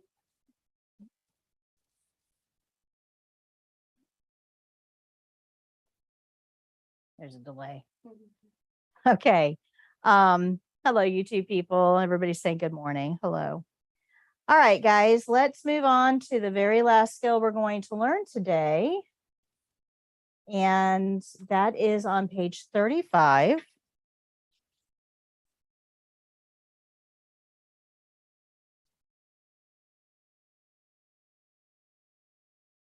So I do want to remind you that not all skills are going to be done on all patients. If somebody can brush their own teeth, they're going to brush their own teeth. If somebody can dress themselves, they're going to dress themselves. If somebody can walk to the bathroom, they're going to walk to the bathroom. The care plan is going to tell us what each patient's level of ability is and what our responsibility is with each patient. So we're just going to fill in the gaps. Now, one of the dangers is that a lot of times CNAs want to go in and kind of do it all, do everything with every patient just to make things a little bit quicker, because patients can be kind of slow sometimes. So there's a danger in that because we need a certain amount of independence for our own self-worth. So this has a psychological impact.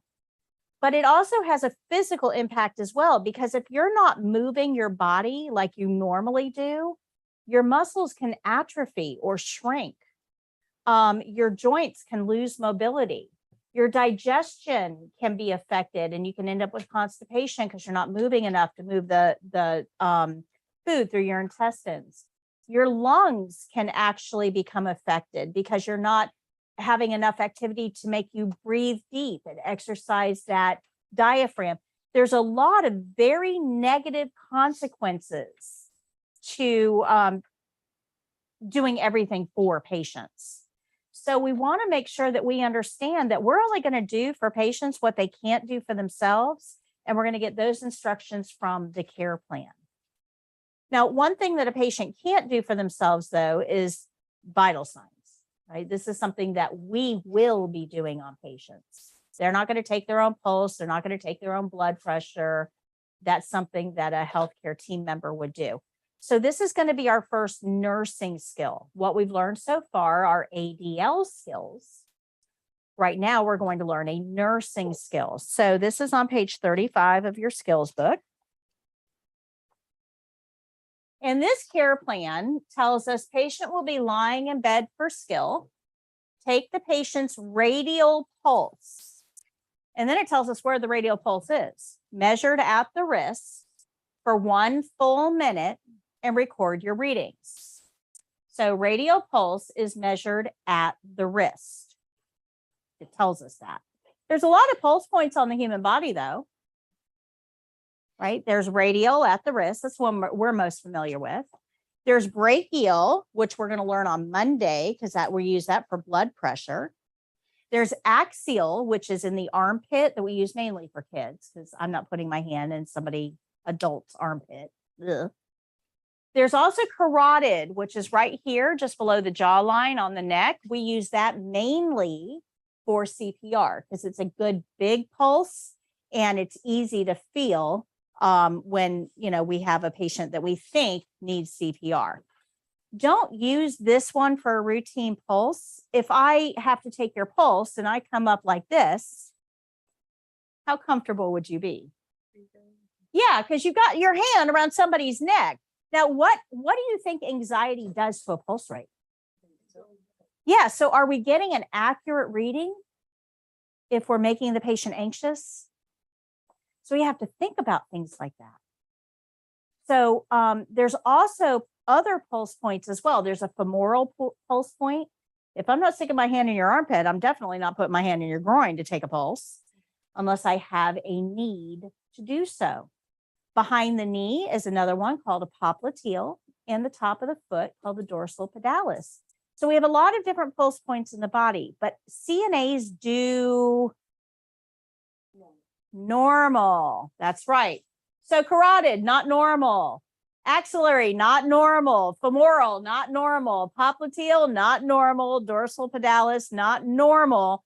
So as CNAs, we're kind of limited to 2, radial and brachial for adults. Good? All right. So this one is telling us very clearly to take the pulse, radial measured at the wrist. Well, let me tell you what some people do on the test because they think they're going to be all fancy like. Should we ever get fancy on the test? No, we follow the care plan. That's what they're grading us on. So some people will grab the stethoscope, put it on the chest, listen to the heartbeat, count that for 1 full minute, and they'll fail the exam. And they'll get all upset because I got the right number. What did they want from me? Well, they wanted you to follow the care plan. Care plan did not tell you to grab a stethoscope. Care plan did not tell you to take an apical pulse, which is what it's called when we're listening to the heart. Care plan wanted you to take a radial pulse, and it even told you where it was, measured at the wrist. So if you don't follow this care plan, you are going to fail. It doesn't matter about the number. The number here is not what's important. For this skill, following the care plan is what they're grading you on. It also tells us to measure for 1 full minute. Is that important? So in a clinical setting, 99.9% of the time, we're not going to count for 1 full minute. We're going to take a 15-second count. If you look at a clock, 1 full minute is made up of 4 15-second intervals, right? So if I count for 15 seconds and I multiply that by 4, I get a full minute reading. That's what we're going to do most of the time. I'm not going to hold your hand for a full minute. I'm just going to do it for 15 seconds, multiply that by 4, and I get my full minute reading. But I can't do that with this patient. We don't know why. We really don't care why. This care plan tells us we have to actually count for 1 full minute. So that's what we're going to do. If it doesn't say 1 full minute, you can do the shortcut. Okay, good. Questions? We don't care why. We're just going to follow the instructions. Okay, so for the test, we have a clock right above the bed, just like here. And it's going to be one of these clocks. It's not a digital clock. It's an old-fashioned analog second-hand clock. Now, for those of you who do not understand how these work, that second hand, when it goes all the way around, that's a full minute. So if we wait until that second hand gets to the 12, start. When that second hand goes all the way around and gets back to that 12, that's a full minute. Now, a full minute is a very long time.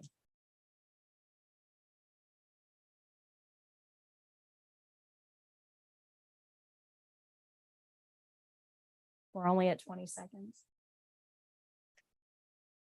A full minute is a very long time. And if I'm the patient and it's quiet for a full minute, I'm going to start talking because I'm getting nervous. Why is it quiet? It's taking a long time. What's wrong with me? Am I dying? What don't I know? Patients are going to get all kinds of nervous. So if you've got to take a full minute count, you need to tell the patient, hey, this is going to take me a minute. I'll let you know when I'm done. But I need you to stay quiet. You can be nice about it, but set expectations early. So my intro to this would sound something like this. Hi, Miss Jones. My name is Patty. I'm your CNA today. How are you? Fantastic. I need to take your pulse. Is that okay? All right. I'm going to close your curtain, go wash my hands. I'll be right back. I've washed my hands. I come back. All right, Miss Jones, this is going to take me a full minute. I will need you to remain quiet during that time, but I'll let you know as soon as I'm done. Now the patient can lay down and relax. They know it's going to take a long time. A minute, everybody knows a minute's a long time. You don't realize how long until somebody's counting. But if I don't tell her that, at about 30 to 40 seconds, she's going to get all kinds of nervous because there's something clearly wrong here. Am I dying? Every patient will think they're dying if they're not told otherwise. Okay, so the more information you give, the better you are. Now, the other thing about this, when you're doing this particular skill, is this is a live patient. So if you look at the bottom of your page, you can see that this is going to be done on a live testing student. So one of you guys may find yourself laying in bed. Somebody's going to take your pulse. When you're taking the pulse, Ms. Jones, You've got a serious problem with your clothing here. Okay, when you're taking the pulse, remember it's the radial pulse measured at the wrist, right? So if I'm going to take her pulse, I've got to bend. I'm short, but this is still a lot on my back, right? This is uncomfortable. Now I could raise the whole bed up to a comfortable working height. There's no problem with that. The beds have that control. You can raise the whole bed up so it's comfortable to reach. If you raise the bed up, though, you have to remember to lower it at the end of the skill, and that is super important. We're going to come back to that in just a minute, but there's a better way. Instead of raising the whole bed up or lowering my body, all I have to do is raise her forearm. Now I can reach her pulse. I don't have to bend. She's comfortable. I'm comfortable. Everybody's happy, and I didn't have to take that extra step. Don't do this. What's the difference between this and this? Elevating elbow on the bed is still resting. All the way up is extended. Very good. So elbow on the bed, there's no real stress on the arm. It's not engaging those muscles. If I do this, it actually engages those muscles, and that will have a effect on the pulse rate because of activity. So if you want to raise the forearm to make it more comfortable with it for you, that's a good thing. But don't raise the entire arm. Always keep that elbow supported. Good. Questions on that? Let's talk about the bed real quick. How many of you guys sleep in a bed? How long have you been sleeping in a bed? Pretty much all your life, right? Yeah, you probably started out in a crib though. And when you were in that crib, you were pretty safe until you started crawling out of the crib. And now you're not safe anymore because there's a far drop from the top of the crib to the floor. So mom took you out of that crib, put you in a little toddler bed. And if she liked you, she'd probably put something soft on the ground. That way, when you rolled out of the bed, you had something to fall onto, right? But when you get into bed at night, and you've been doing this since you were about 2, maybe even before that, 1.5 years, when you get into bed at night, you swing your legs into bed and you go to sleep and you are out for the count. You're groggy when you wake up, not really engaged. Your brain is still trying to process, I'm getting out of sleep here. And you swing your legs out of bed. That floor is always right where you left it. That floor has never moved a day in your life since you were 1.5 years old. You swing your legs out of bed and that floor is predictably right there. When you raise that bed up to a comfortable working height, the patient has never, ever, ever a day in their life swung their legs out of bed and that floor not been where they expected it to be. When you raise that bed up, what you've done is move the floor. They're not going to expect that. So they're going to get out of bed as if that floor were right there, and it's not. So what happens? They fall. They're not falling because the bed is high. You guys are able to sleep in a bed and stay safely in a bed. They're not falling because all of a sudden the bed is a little bit higher off the ground. They're falling because when they try to get out of bed, that floor has been moved. And they've never experienced that. They're not expecting it. And that's when falls happen. Make sense? So if you raise a bed up to do any skill, what do you have to do? Put it back down to, let them know, but put it back down to its original position, always. If you fail to do that, it is an automatic failure on the state exam because it has a serious potential consequence on the patient. Does that make sense? Okay. All right, so for this particular skill, we are going to support the arm, elbow on the bed. We're going to, for this skill, we're going to count for 1 full minute. Remember, in a clinical setting, unless the care plan indicates a full minute, you can do the shortcut. But for this skill, it's going to be a full minute count. But pulses are always reported over a minute. Whether you're counting for 15 seconds or counting for a full minute, the number we give is always based on a full minute. So if you're counting for that 15 seconds, you've got to multiply it by 4 to get that full minute. Normal is between 60 and 100. That's normal. What do you think I would do if I was counting a pulse and got 48? What should I do? What if I was counting the pulse and got 112? Yeah. So we don't have to do anything other than count the pulse, figure out is it normal, and if it's not, what do we do if it's not? That's it. That's all we have to do. When we're taking a pulse, we're going to use our fingertips, not the flat areas of the finger. And this messes students up quite a bit. So when you're taking the pulse, we're going to do this together in just a second. When you're taking the pulse, you have to be at the wrist part, but you're going to use 2 fingers. Do not use your thumb. Your thumb has an artery. You'll get your own pulse. It won't help you a bit when we're trying to help the patient.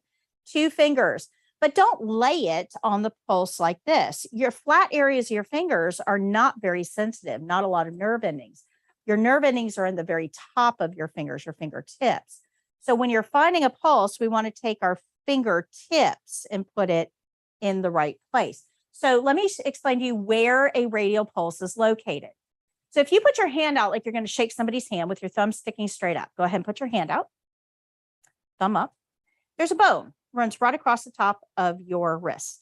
Find your bone. Feel the bone? If you stand your fingers up on the edge of that bone, like you're going to dive off a cliff, straight up, and then you roll those fingers forward and put your thumb on the back, you should be right on your pulse.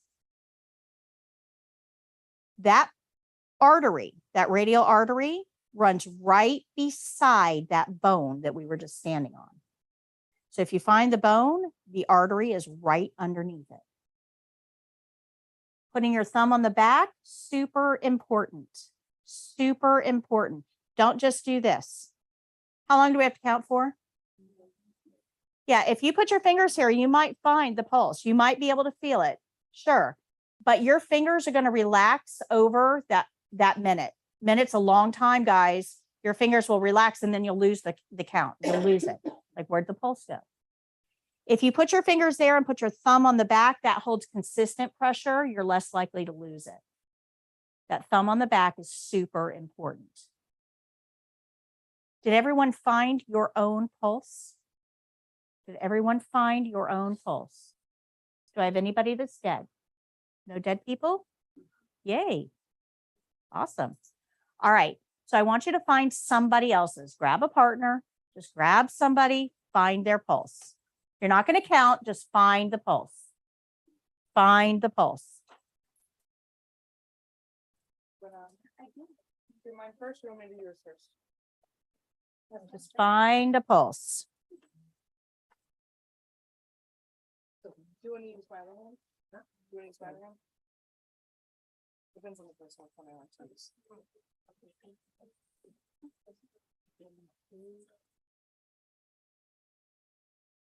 Find a pulse. Okay, yours is probably, you're probably a little bit low. You want to maybe move up a little bit more.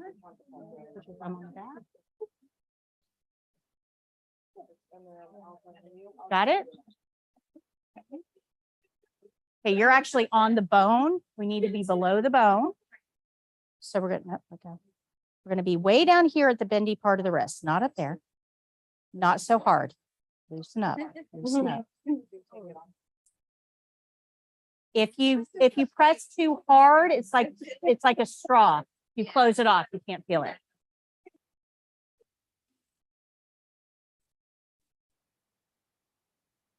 Did you find it? Oh, yeah, it is. Well, you know. Did you find it? Find it? You guys find it? Find it? Okay. All right. Go right up here.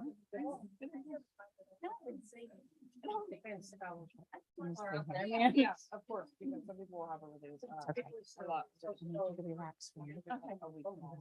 You've got a lot of muscle in there, and that's actually in a hearing. Yep, because there it is right there. So you need to make sure you relax. Put your fingers right here. It's a very light touch from you, very close to the surface. Are you fun? Little. Yep. Yeah. Some people are a little bit harder to feel than others. You've got a lot of muscles in that area. It's just genetic. So light touch, and you'll feel it very lightly in your fingers. Okay, so that's a good question. Let me come over here and answer that. Okay, so the question is, so some people are easier to feel than others. Some people's pulses are like boom, boom, boom, boom, and you can feel it from across the room. Other people are like super light. It's really hard to pick up. So the question is, during the test, what happens if the person I'm trying to do this on has a really light pulse? Well, for the test, you are on one side of the patient with their arm finding the pulse, and the evaluators have to know if you're accurate. So where do you think one of the evaluators is going to be? On the other side of the patient, the other wrist finding the pulse. Good? Questions so far? So during the test, if the evaluator is having trouble finding the pulse, if they know that it's super light, super hard to feel, the evaluator will switch out your partner. They'll find somebody else that's a little bit easier to feel. Remember that this is minimum skills competency. Minimum. Set your standards super low. You're not proving that you're a master at anything. Okay? So if you're having trouble finding it, chances are they know that. They are too. Make sure you're in the right place. If you're way up here, that's not where the pulse is. It's way down here by the bendy part of the elbow, where the lines are, way up at the top. If you've got your hands here, that is not where the pulse is. No, we know that you can't find it because it's not there. But if you're here and you're really having trouble feeling it, they'll clue in on that. And most likely they'll switch out the patient. Good? Questions? They're not there to make it difficult on you. In fact, they're there to make it as easy as possible to complete the test. But in Florida, we often have how many evaluators? Okay, patients only got 2 arms. The evaluators have to adhere to that care plan too. So if you've got 1 arm and one of the evaluators is on the other arm, the second evaluator can't check the pulse. So for this skill, you actually have to count twice, once with each evaluator. So you're going to do your opening, knock, knock, knock. Hi, Miss Jones. My name is Patty. I'm your CNA today. I need to get your vital signs. Is that okay? Close curtain, wash hands. Come over. You get to pick which side of the bed you want to be on. And that actually will be important to you. It's not now. It will be when you start practicing. So remember I said that. You get to pick which side of the bed you're on. Because if I'm right-handed, being on this side of the bed means I have to cross my arm over my body. It makes it much more awkward. Right? So you get to pick which side you're going to be on. The evaluator goes on the other side and they'll find the pulse. You'll look at the clock, pick a starting point and say start. Now you can wait until the second hand gets all the way to the 12 if you want to. That's fine. That's a whole lot of time. We're just standing there staring at each other, waiting for that second hand to get all the way around. You don't have to, though. You can start anywhere. I can start with the second hand on the 4. I can say start. And then when the second hand gets all the way around to the 4 again, I say stop. That way the evaluator starts and stops when I do. We can get the same number that way. But it can be a lot of work to try to be counting in your head 1, 2, 3, 4, 5, 6, 7, 8, because we're counting the thumps we feel under our finger. And I got to remember where I started and stopped. Oh my gosh, that's a lot of numbers. And I can get really confused really quick because it's a test and I'm nervous. So there's a trick you can use. When you look at that clock and you decide where you're going to start. So let's say that I'm going to start with the second hand on the 1. This hand is holding the patient's pulse. This hand has nothing to do. So if I'm going to start on the 1, I'm going to do this. That way my hand knows where I started. If I start on the 5, I'm going to do this. 1, 2, 3, 4, 5, 6, 7, 8, 9, 10. This hand always tells me what number I started on. I never start on 11. I just wait till the 12. Good. You see how you can use that? Okay. So you're going to pick a starting point on the clock. You're going to say start. You're going to count all the thumps you feel under your finger until that second hand returns to that point, and you're going to say stop. Now for the test, you're allowed to write down that first reading. You don't have to do your closing. You don't have to wash your hands. You can just jot it down. And then you'll count with evaluator number 2, because they don't expect you to remember that first count while you're counting with the second evaluator. And then you're going to do your closing, wash your hands, document, and wash your hands again. Good? Make sense? Good. All right, so we are going to do this together. So this is what we're actually doing when we're counting a pulse. So in your chest, on the left side of your chest, you have a heart. That heart squeezes. When that heart squeezes, it pushes out a wave of blood. That wave pushes the one in front of it. That wave pushes the one in front of it. That wave pushes the one in front of it. And this is how blood moves through your circulatory system. So what we're doing when we're taking a pulse is we're actually pushing down on an artery so that as those waves move through, you can actually feel them with your fingertips. That's what we're feeling. It's a wave of blood moving through an artery. If we count the waves of blood, it tells us how many times the heart beat. Because remember, the heart beating produced the wave. If we count the waves, we know how many times it beat. Good? 60 to 100 is normal. Everybody understand what we're doing here? So what we're going to do, can I ask you two to stand up for me? Move the chairs backwards, please. All 3 chairs. Can you grab that end of the table, and we're going to move it over here. I'm setting this up on purpose, a specific way. Okay, thank you. And I'm going to ask you to move your chair over here. You guys can have a seat. Okay. Thank you. I'm going to ask you to move your chair over here on this side as well. I need you to move over just a little bit that way. Good. You're going to move down and you're going to sit in that chair. Move all the way down. Okay.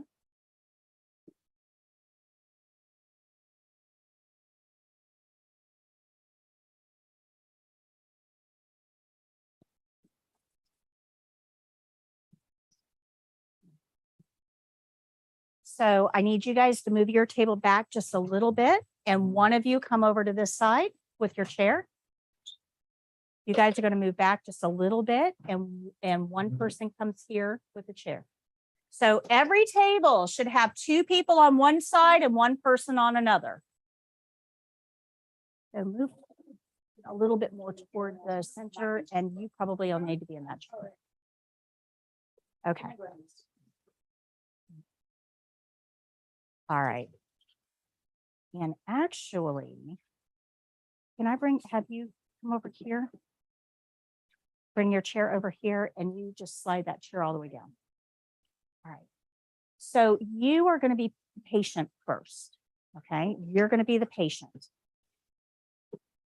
You are going to be the patient, and you are the patient. All right. So patients, the people I tagged as patients, I want you to put both of your arms out on the table so that each one of the people on the other side of the table can reach your pulse. Okay, the 2 people on the other side of the table, find the pulse in the hand closest to you. Don't count, just find the pulse. Remember, you want to use your fingers, not your thumb.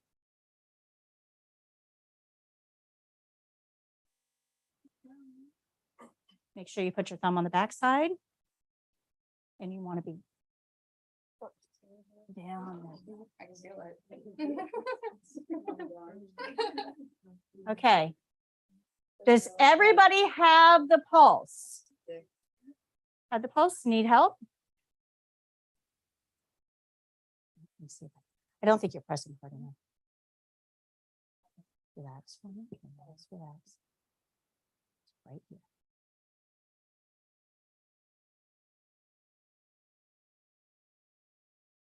Close your eyes.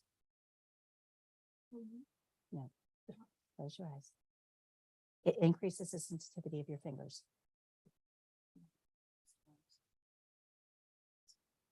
Is she pressing as hard as I did or harder? I don't know. Okay, let me see. Lighter. She's pressing harder than. Okay, don't press quite so hard. Okay. Okay. Got it? You got it? Everybody have a pulse. I'm going to do the timing. When I say start, everybody that has a pulse, I want you to count what you're feeling under your fingers. Count the thumps you feel until I say stop. Okay, so all you have to do is count. Ready? Set.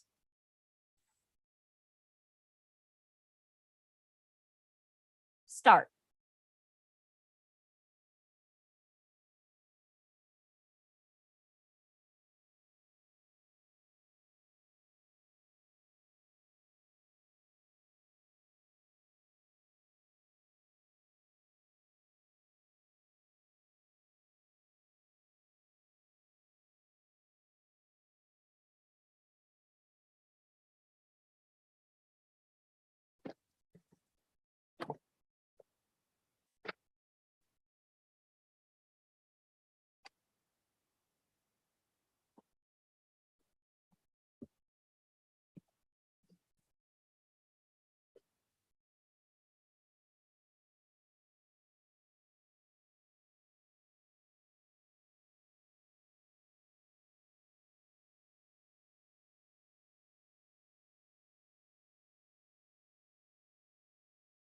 Stop. What'd you get? Okay. Okay. What'd you get? 66. 65. 70. 58. Okay. Now, one of the two people so one of the other two people is going to be the patient. So we're all taking turns. So you guys can stay in the seat you're in. Just one of the other two people, hold your hands out. Each one of us is going to be a patient. Find your pulse. You can stay in that seat. It's okay. Just put your hands out.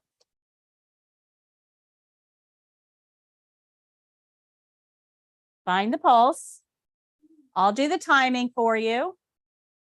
Tell me when you have the pulse. Everybody say yes when you have the pulse.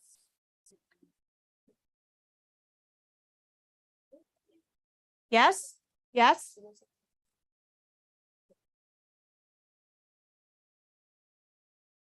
your thumb on the back side. And it's more up.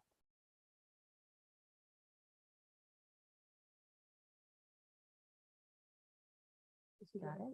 I got it. Okay. All right. Everybody good? Good, good, good. All right. Ready, set, start.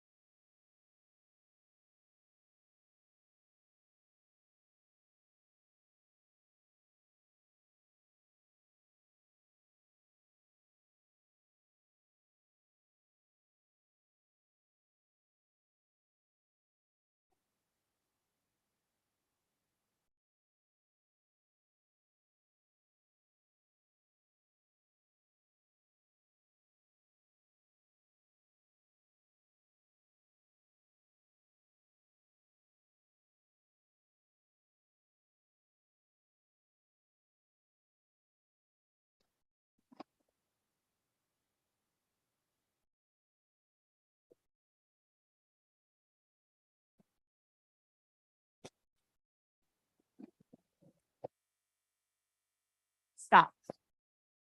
What'd you get? Okay. What'd you guys get? Okay. What'd you get? Me? Yep. Did I 84? I got 84. Okay. Guys over there, what'd you get? Okay. Last person, play the patient.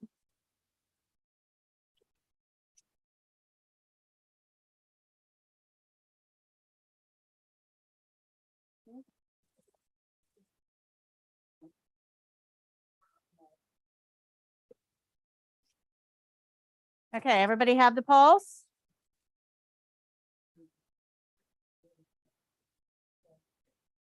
Wait a minute, hold on. I don't have it. Okay, let me help. I'm not exactly right beneath the bone, right?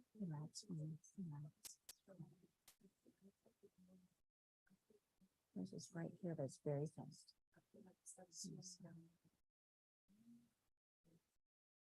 I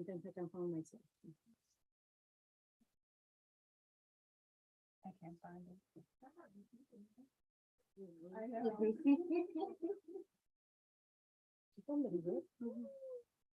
Yeah, it's just, it's on your, it's on a different side. Right, right here under my thumb or under my thing. I got it. Got it? All right, ready? Set. Start.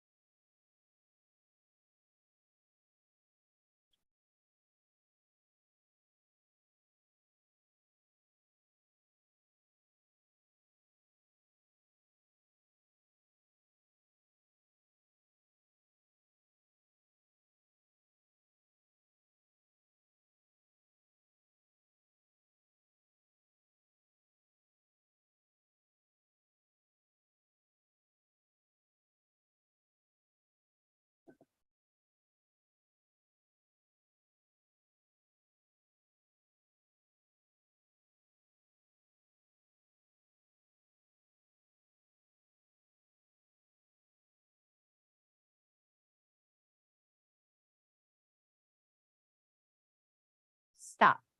How'd you guys do? 95. I'm 62. I mean, 89. Okay, I got 59, 59. okay. How'd you guys do?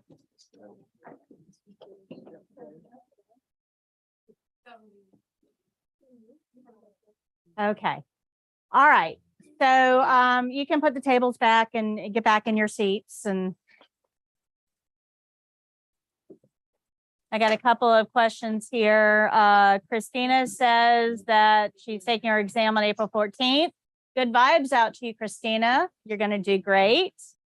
And Amy asks, how long after graduation do you take your prometric exam?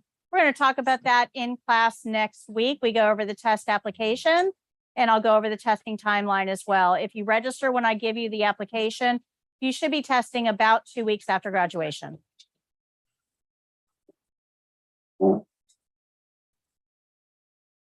All right, so when you were the patient, how long was that minute?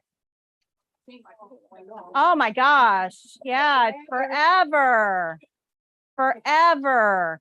So we need to understand that's exactly how your patients are going to feel too. So we want to make sure that we're addressing that.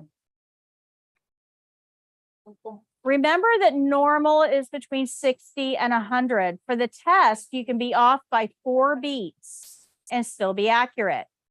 So if you got 72 and the evaluator got 76, that's fine. But if you got 72 and the evaluator got 94, that's not fine. So you want to try to practice this to be able to dial it in. And that's why we did this in groups of 3, just like the test. So you're on one side of the patient, the evaluator's on the other. And if you can practice it that way at home, if you have somebody that knows how to take a pulse, then that's the best way to practice to make sure you're accurate. Pulses are not taken very often anymore, manual pulses. Now we use these little doohickeys. These are pulse oxes. Looks like a little clothespin. If you put it on the finger and you press the on button, in just a few minutes, it's going to give you my pulse rate. Maybe. There it is. So my pulse rate right now is 90. So if you have one of these at home, you can double check your reading to see how you did. You can get these at like Walgreens or whatever for 25, 30 bucks, and they're pretty cheap.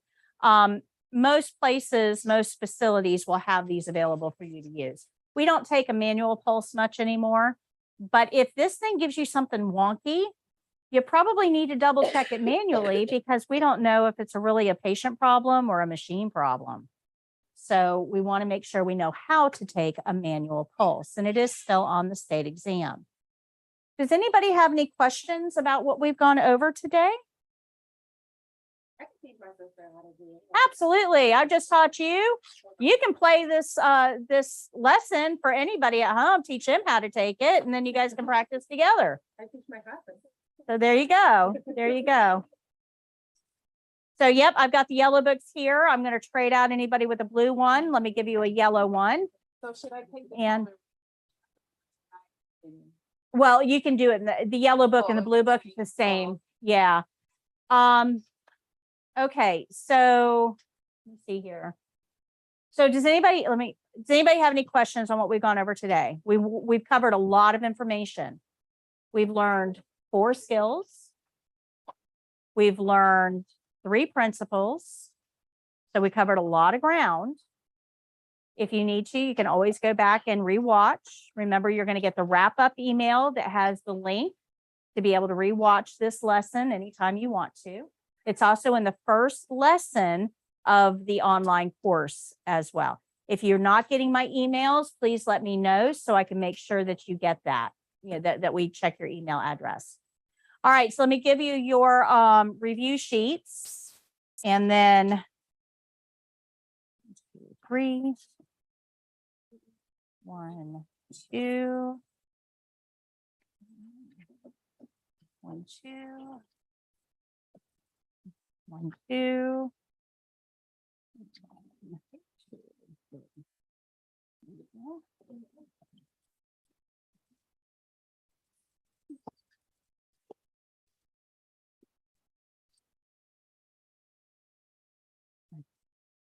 Don't go anywhere. I'm not done with you yet.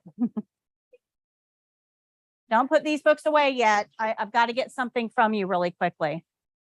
So. Oh, I want this.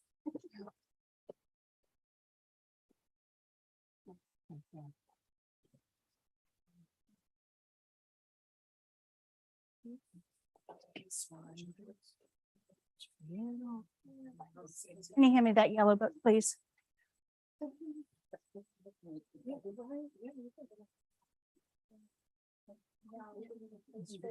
need 2 more. 1.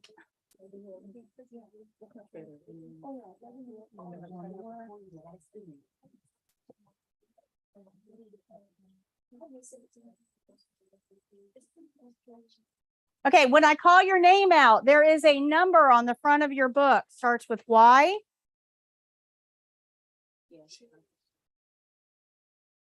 There's a number. Starts with Y. When I call your name, can you please tell me what your number is? This is how I keep track of who has what book.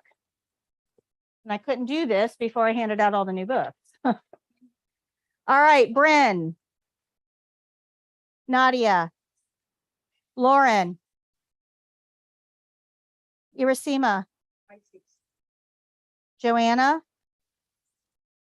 Okay, that's okay. Just bring the number with you when you come back. Rosina, Demwadi, 7, Mariah, Catlin, Joni, Gabrielle, Erica. Okay, can you bring me the number? And Amy, can you let me know what number is on your book, please? You're just type it in the chat for me. Christina says, oh, nice. You're going to refer me to your cousin. You'll be watching your videos. Thank you. And do I give classes online? Yes. If you go to my website, foryourcna.com, click on online course, it'll walk you through the online course. All of you guys have access to that online course already. All right. So last minute questions, concerns on Monday. Where am I? Yes, it is a weekend. Okay, so your homework tonight, you've got 2 chapters. On your syllabus where it says blue book, it's actually yellow now. I just haven't changed the syllabus yet. You've got 2 chapters. You're going to read chapters 2 and 3. You're going to take the tests in the white book on page 133 and 134. Grade it, and I'll get your grades when you come back in on Monday. Study in small bursts, 10 to 15 minutes, and then go do something mindless because your brain needs time to digest what you just read before you try to stuff more stuff in it. So read for 10 minutes, go wash the dishes. Read for 10 more, go walk the dog. Read for 10 more, go clean something. It helps with studying. When you come back in on Monday, I need you to bring your blood pressure cuff and your stethoscope with you, along with something to wrap the stethoscope around, something like this, that doesn't collapse. Water bottles tend to collapse, but it's got to be about the size of a human arm. And we're going to practice inflating and deflating the cuff. That way you're not killing your neighbor. Okay. So blood pressure cuffs, stethoscopes, and a can or bottle of some sort that's semi-rigid. Other than that, I am done with you today. You can, congratulations, you got through the first week. You survived. Go do something fun this weekend. Working. Me too. Me too. It's only I do on my weekends on work. But all weekends. Yeah. Flashcard. What is that? The direct care personnel? I actually did that myself.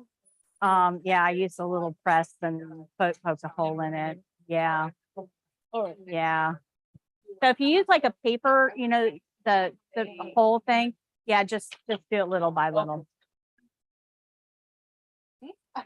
Oh, and somebody said that they needed to catch up with me on payment. Well, nice to meet You, okay. Okay. you. I don't know. They may have taken it at the front counter. I don't know. I'll check with her. Okay. Okay. Very thorough. Oh, really? Oh, amazing. Well, I'm glad we have her. Wow, 10 years ago. Yeah. Yeah. Oh, wow. Yeah, I'm the CNA trainer in the county. I watched the side. I saw. Okay. Yeah. I didn't know something. And the last.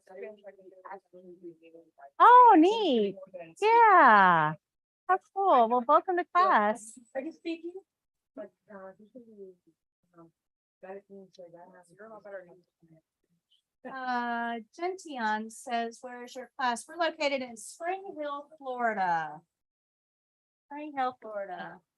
All right, guys, I'm going to go ahead and sign off at YouTube. I don't see any other questions there that need to be answered here. So I'm going to sign off and make sure you catch our live stream tomorrow at 1 p.m. Eastern. Until next time, happy caregiving.